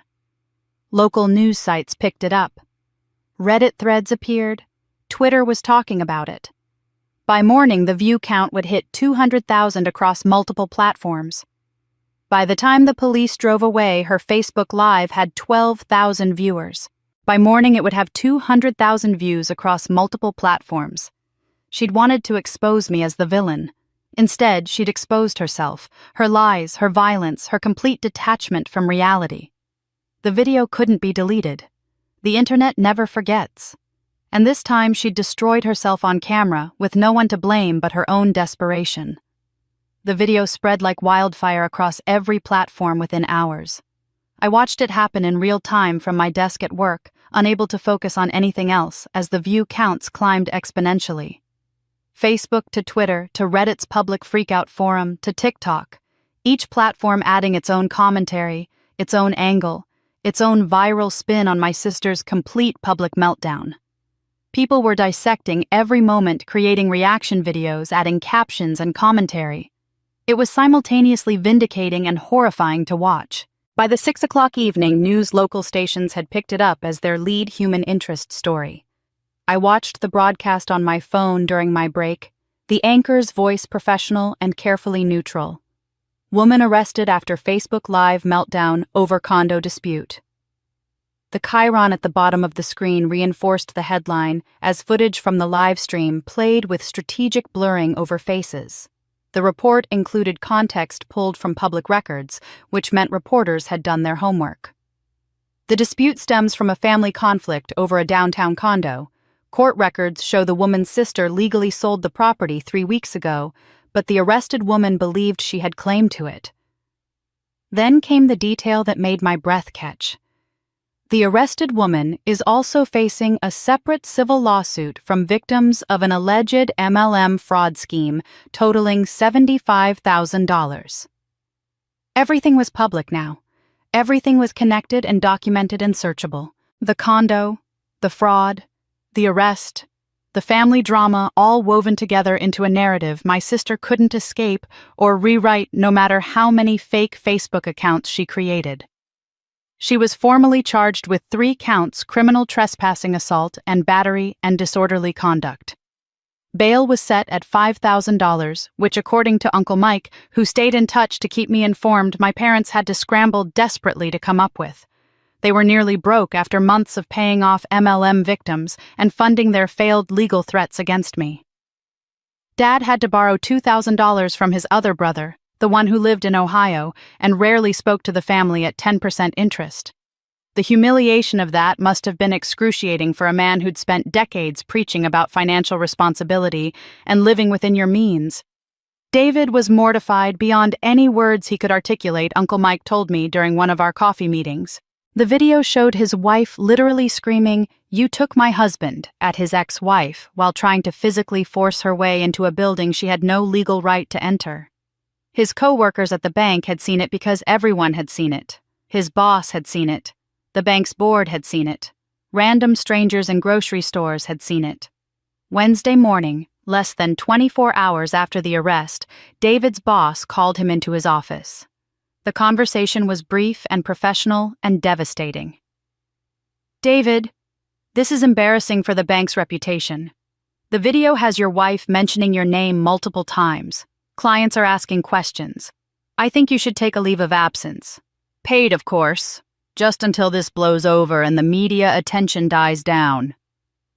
The message was crystal clear. Even wrapped in corporate politeness, they wanted him gone, but couldn't legally fire him without cause. David was realizing, perhaps far too late, that he'd left a stable marriage with Rachel for an escalating chaos that showed no signs of stopping. His kids were suffering 2 innocent casualties of their mother's choices. Uncle Mike heard from a mutual friend whose daughter attended the same school as Mason and Lily. The kids were being teased mercilessly. "Your mom's the crazy condo lady." Children could be cruel without even understanding the full context, just parroting what they'd heard their parents discussing at dinner tables across town. Thursday afternoon, my phone lit up with a text from Karen, the MLM victim who'd first contacted me weeks ago. "We're filing today. 15 of us pooled resources and hired an attorney. She's proven through that video that she has no boundaries, no accountability, no stability. We need to act now before she has a chance to hide assets or declare bankruptcy or disappear." By evening, the news had picked up the second story. Viral video woman also accused of $75K MLM fraud. The joint civil lawsuit sought $75,000 in stolen funds plus punitive damages that could double or triple that amount, plus attorney fees. The combination of the viral arrest video and the fraud lawsuit created a narrative so damning that even my sister's most loyal defenders fell silent. The church community, many of whom genuinely hadn't known the full scope of the MLM scheme, reacted with shock and betrayal. These were people who'd trusted my parents as pillars of the congregation, who'd assumed their family was held to higher standards. The victims went public with their stories, no longer willing to stay quiet to protect the family's reputation. Karen spoke to a local news reporter positioned right in front of the church building, the steeple visible in the background. She looked me in the eye at a church potluck and promised these supplements would change my life. She showed me before and after photos. She stole $3,500 from me over 6 months. I trusted her because we went to church together because I thought that meant something. Another victim, a single mom who looked exhausted just recounting it, her voice shaking with suppressed anger. "That $2,000 was supposed to be my daughter's summer camp fund. It took me a year to save it. Gone because I believed someone from my church community, someone I thought I could trust." An older woman, probably in her 70s, spoke with tears running down her face. "We trusted her because we trusted her parents. They've been pillars of this church for 30 years. We thought that meant their daughter had integrity too. We were wrong." Public sympathy for Jenna evaporated overnight like water on hot pavement. The comment sections that had been divided and argumentative now unified in condemnation. "Oh, she scammed elderly church members out of their retirement money and wants sympathy because she couldn't steal her sister's condo." Absolutely not. She committed fraud, got caught, faced consequences, and is mad. Her sister wouldn't help her escape those consequences. The entitlement is unbelievable. Friday afternoon, my parents faced the church leadership in what must have been one of the most humiliating meetings of their lives. Pastor Michael and 3 elders met with them in his office. The conversation was reported to me later by someone who'd been in the adjacent room and overheard most of it through the thin walls. Pastor Michael's voice had been gentle but absolutely firm.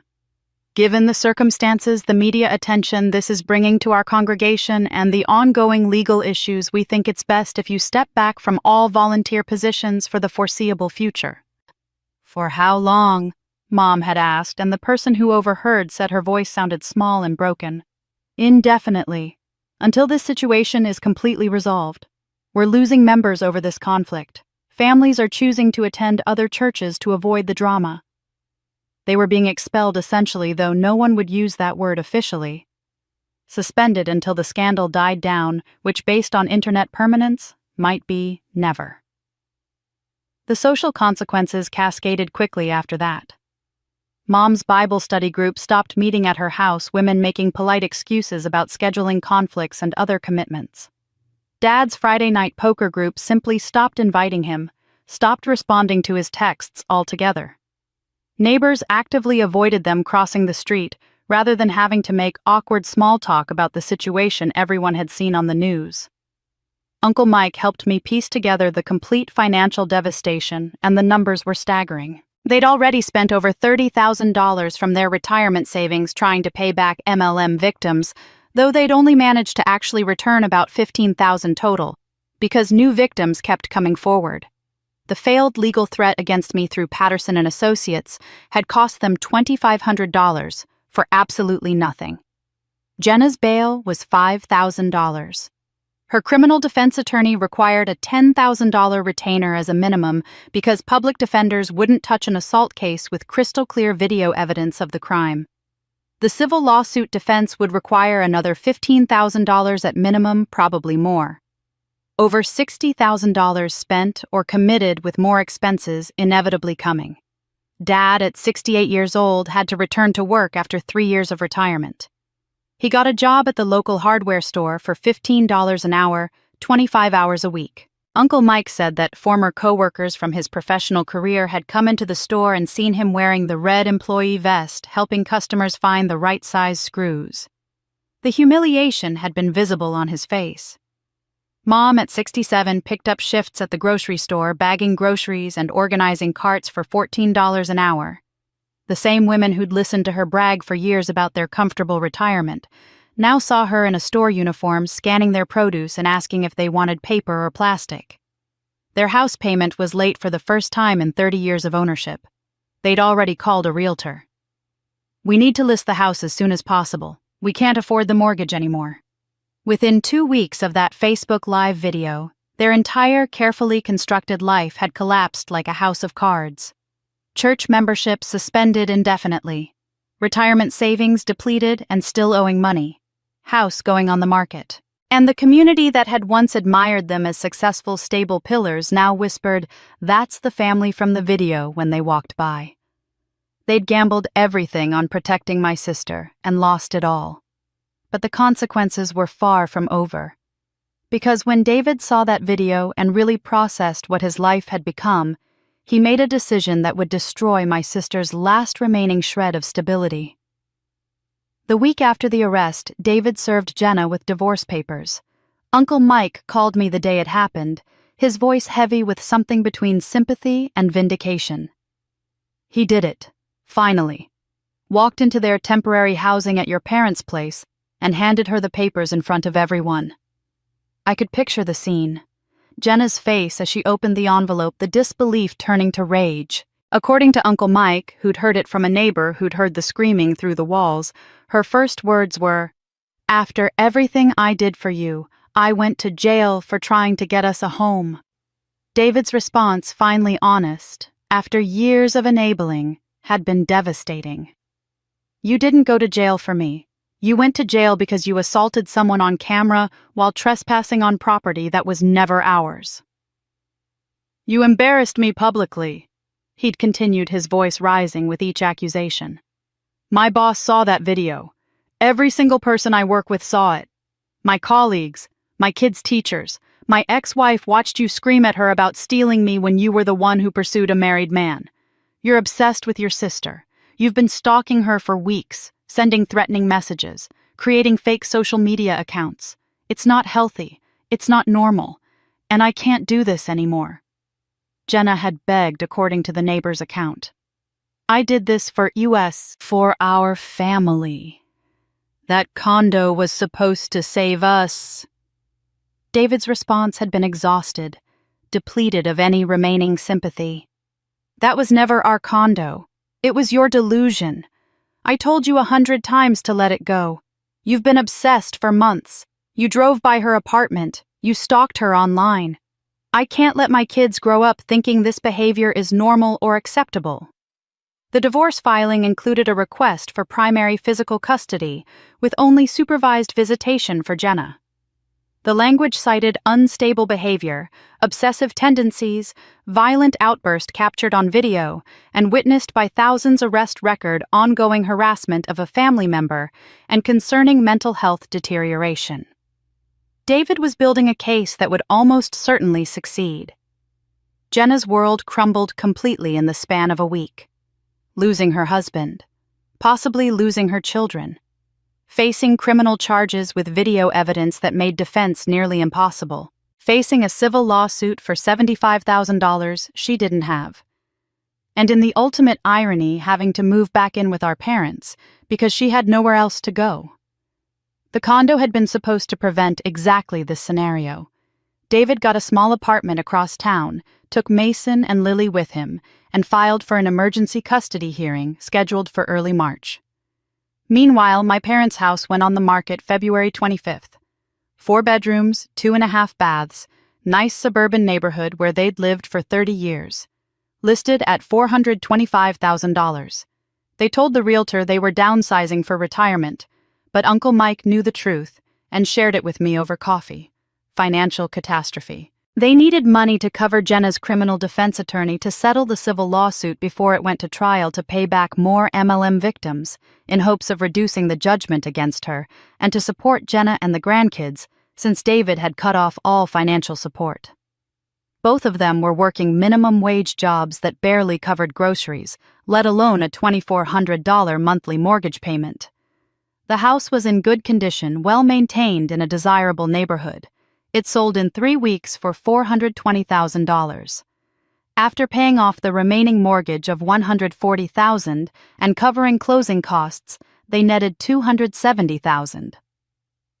Uncle Mike overheard Dad say to Mom as they signed the final papers, "This was supposed to be our retirement fund. We were supposed to travel, maybe buy an RV." Mom had been crying. "We had to, for Jenna, for the grandkids. What choice did we have?" The money disappeared almost immediately, allocated before it even hit their bank account. $45,000 to MLM victims as settlement payments to avoid going to trial. $15,000 to Jenna's attorneys for both the criminal case and the divorce proceedings. $10,000 set aside as an emergency fund for Jenna and the kids. That left $200,000 for my parents to live on for the rest of their lives, which at their ages and with no other income could be 20 or 30 years. They could only afford a small 2-bedroom apartment in a less desirable part of town. $1,200 a month rent, which was a significant downgrade from the spacious house they'd owned outright. March 1st, all 5 of them moved into 850 square feet. Uncle Mike helped with the move and described the scene to me later with something like horrified fascination. Parent, sister, and 2 traumatized children crammed into a space smaller than my old condo. Jenna and the kids shared 1-bedroom bunk beds for Mason and Lily Jenna sleeping on an air mattress on the floor between the beds. My parents took the 2nd bedroom, 1 bathroom for 5 people, a living room barely big enough for a couch and television, a kitchen where 2 people couldn't pass each other without turning sideways. The irony wasn't lost on anyone, Uncle Mike said.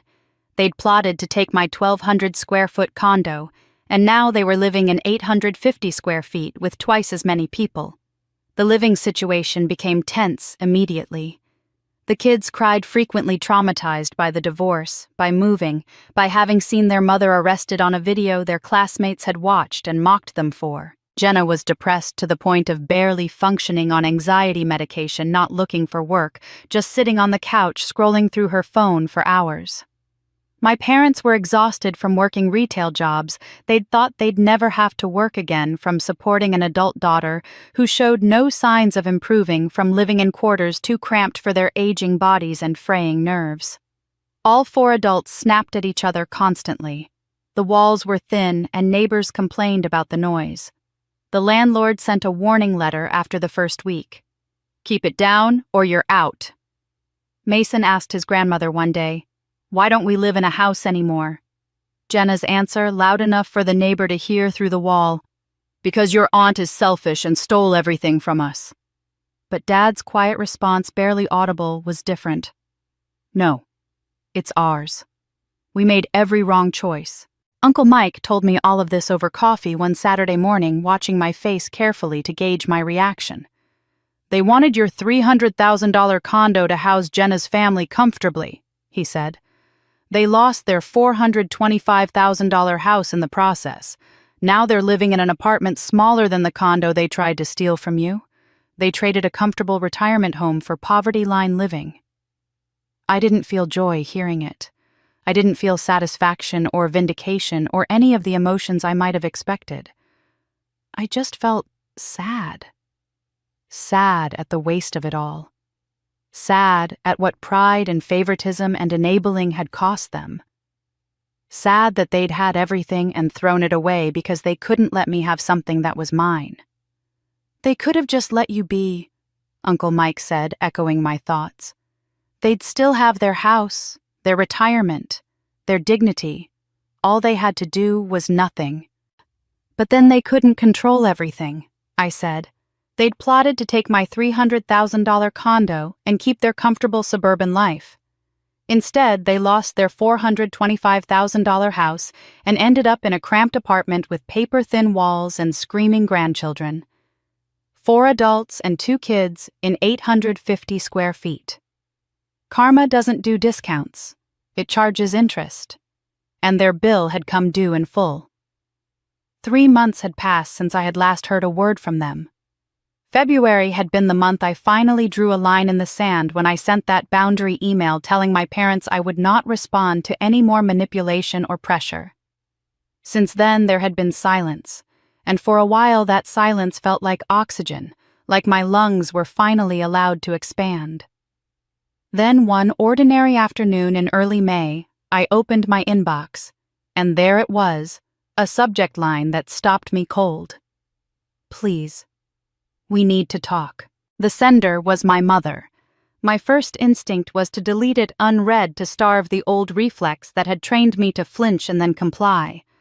But my hand froze on the mouse and I clicked instead. The words were not long, but they were heavy. I know we've made terrible mistakes. I know you're hurt and angry. But you're still our daughter. We're still your parents. Can we meet just coffee? Just talk. Please. We're begging you. I read the lines once, then again, and then sat staring at the screen until the edges of the words blurred. There was a time I would have leapt to answer, desperate for reconciliation, desperate to be the one who restored peace. But that version of me had been broken down and discarded in the wreckage of their betrayal. Now all that was left was the question, did I want to see them again, and if so, why? I debated internally for a long time, scrolling up and down the email, hearing old voices in my head.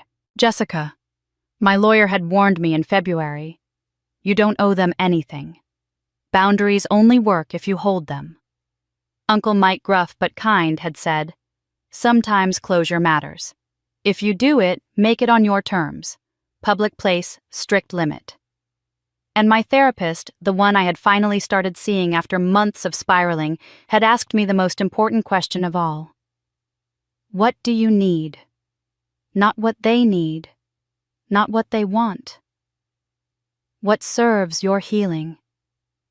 Those words rang louder than the email itself. I sat there for an hour wrestling, because the truth was that something inside me wanted a final conversation. Not reconciliation, not repair, but a proper goodbye. I wanted to look them in the eye and say the things that had burned holes in my chest for years. So I replied. My fingers trembled, but my words were steady. 1 hour. Public place. Coffee shop on Elm Street. Saturday, 10 a.m. No sister, no guilt trips, no manipulation. This is a final conversation, not a negotiation. I hit send before I could second guess. Their reply came back within minutes, a speed that reeked of desperation. Yes. Thank you. Saturday, 10 a.m. That swiftness almost unnerved me more than silence. They wanted it badly, but I reminded myself this meeting was for me, not for them. When Saturday arrived, I felt the weight of it pressing into my chest before I even opened my eyes.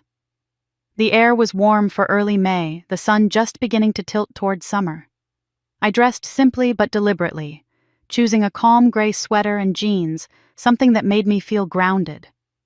I drove across town with my heart pounding against the steering wheel, every red light giving me too much time to reconsider. But I kept going until I reached the small coffee shop on Elm Street. I arrived 15 minutes early deliberately, so choosing a seat in the back corner where my view of the door was unobstructed and the exit was only a step away. It was a strategic choice, but also a psychological one.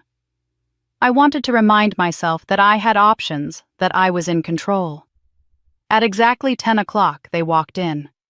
For a moment, I did not recognize them. My father, once broad-shouldered and brisk in his movements, looked deflated, smaller in his faded jeans, and a polo with the logo of a hardware store stitched above the pocket.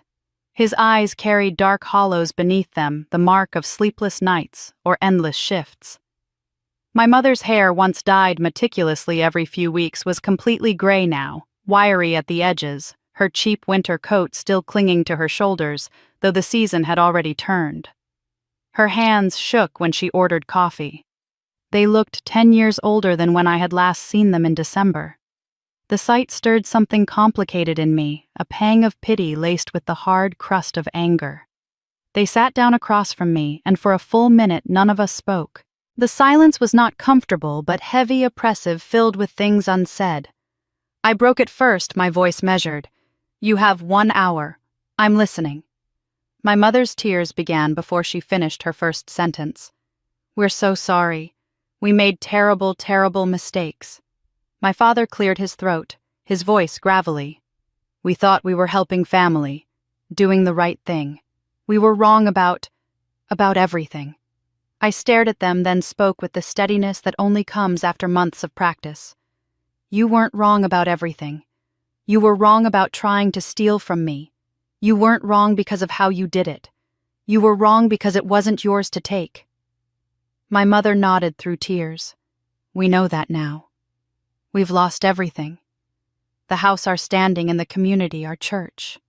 I felt the old familiar frustration rise.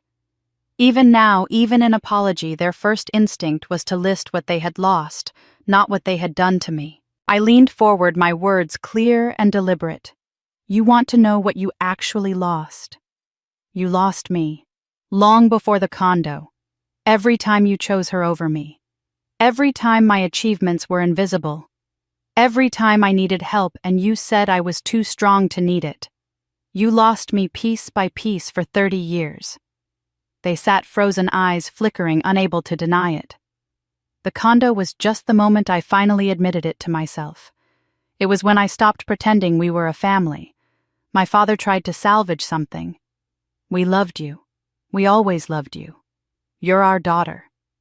I shook my head. "Maybe you did love me, but you never liked me. I wasn't easy like her. I didn't need constant rescuing. So I didn't get attention.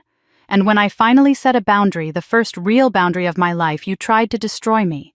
Legally, socially, emotionally. You hired lawyers. You let her stalk me. You blamed me for protecting what was mine." My mother reached out across the table, desperate. "Your sister is suffering. She's lost everything. Her marriage, her home. David got custody." I pulled my hand back and answered evenly. "She lost those things because of her own choices. Her fraud, her obsession, her assault. I didn't do that to her. She did that to herself. And you enabled her every step." My father's voice broke. "What do you want from us? What can we do to fix this?" I looked at both of them, tired down to my bones, but finally steady. "Nothing. There's nothing you can do, because you still don't understand what you did wrong. You're not sorry you tried to take the condo. You're sorry you got caught. You're sorry you lost your house. But you're not sorry for 30 years of making me feel invisible." They sat there in silence, tears streaming, no defense left. The sight that once would have undone me now only confirmed my resolve. I stood gathering my bag. My voice softened but did not waver.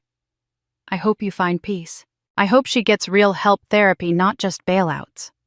I hope the kids are okay through the divorce. But I can't be part of this family anymore.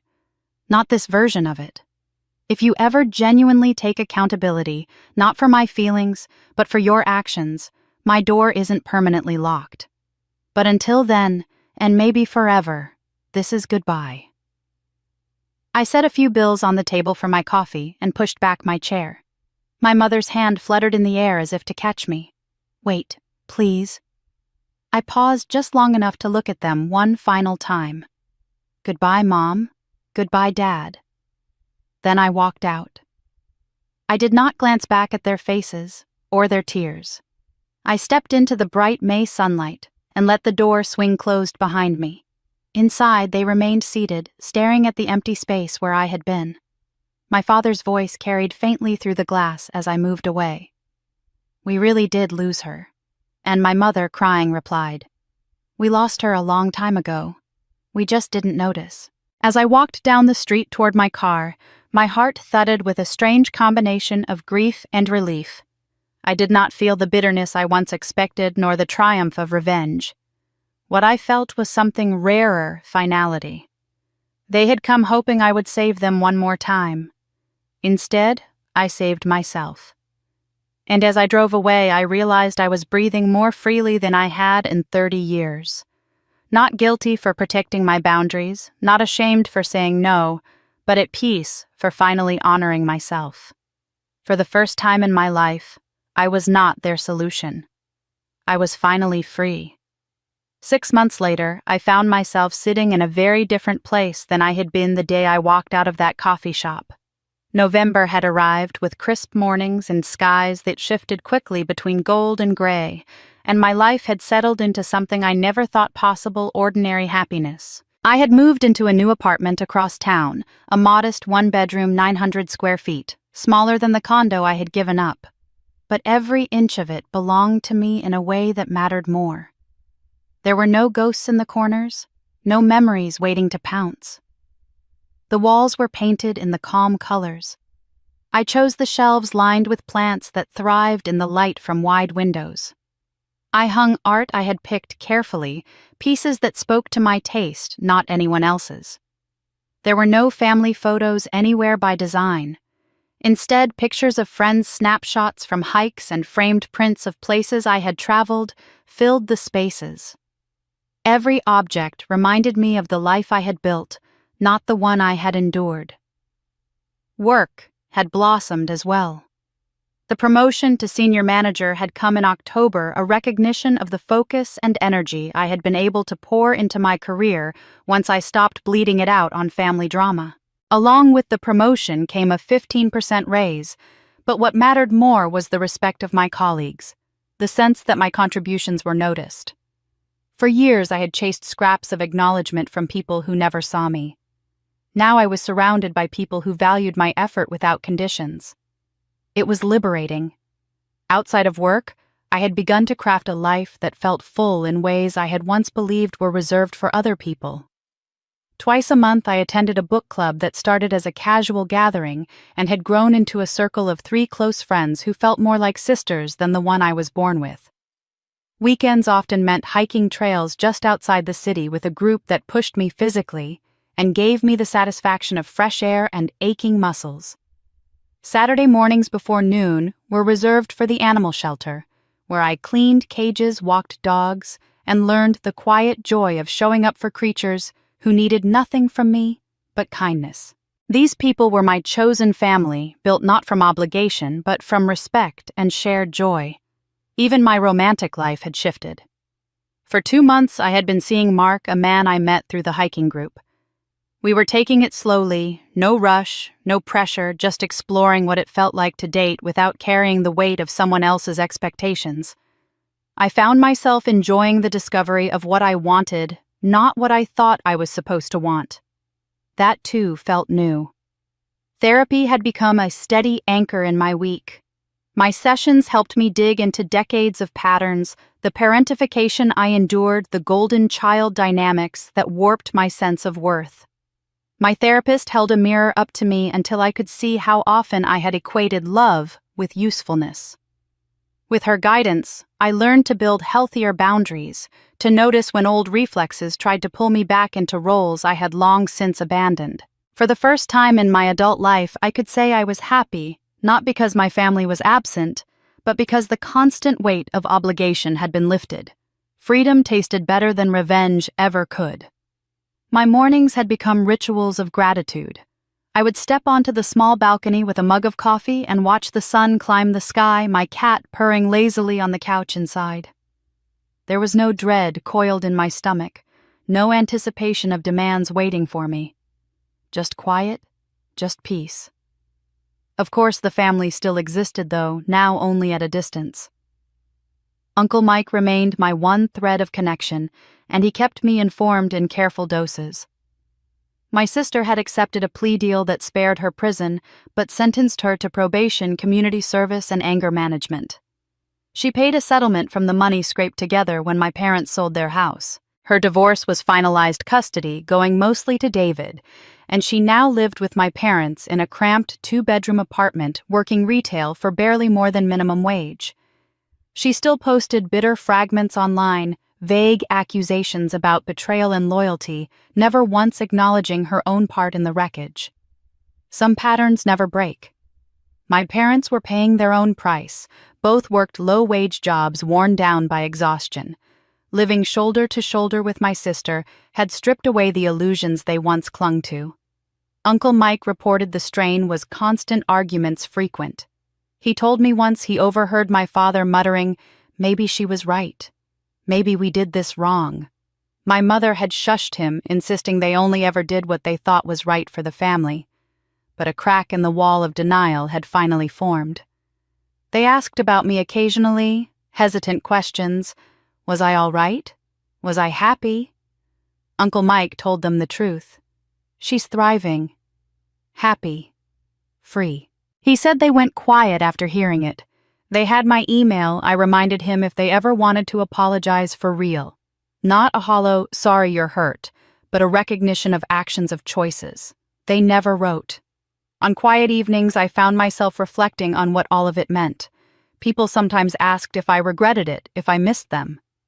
The truth was, I missed the family I had wanted, not the family I had.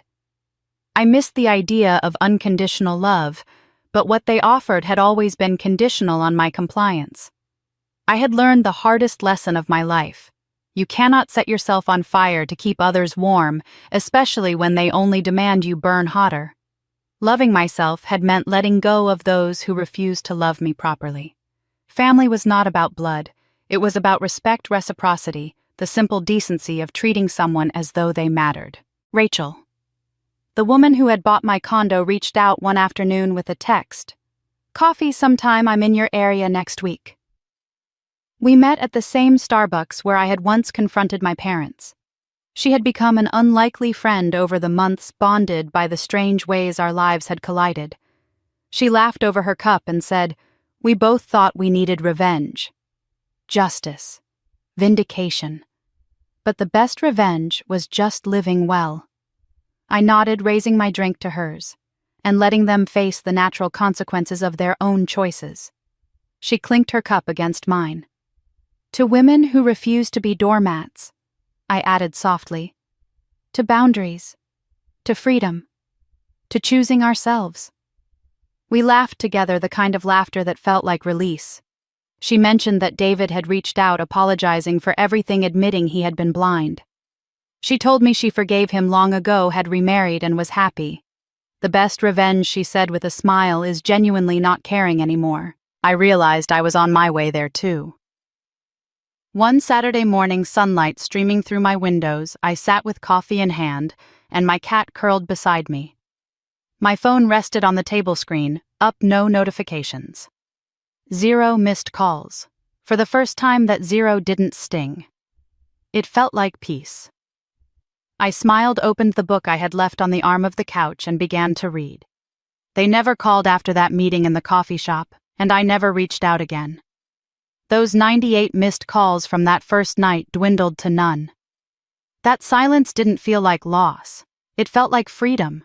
Some called me cruel for walking away from family, but I knew better. I wasn't walking away from family. I was walking away from being treated like I didn't matter. And for the first time in 30 years, I mattered to the person who should have mattered all along, myself. The condo had never really been about real estate. It had been about finally declaring I deserved better, and I had been right. And that brings us to the end of this story. If you've stayed with me all the way through, I want to thank you for giving your time to hear it. Stories like this one are not just about betrayal and revenge. They are about boundaries, healing, and the courage to choose yourself, even when it means walking away from people who should have loved you better. I know many of you watching have lived through something similar, maybe not with a condo, maybe not even with parents or siblings, but with people who thought your worth existed only in how much they could take from you. I'd love to hear what you think. Do you believe the main character made the right choice by cutting ties? What would you have done in her place? Share your thoughts in the comments, because your perspective might be exactly what someone else needs to hear. If you enjoyed this story and want to hear more, make sure to subscribe to the channel and turn on notifications so you don't miss the next one. Every like, comment, and subscription helps this community grow, and it means I can keep bringing you stories that spark emotion, reflection, and maybe even a little bit of catharsis. So, go ahead, let me know your take, and I'll see you in the next story.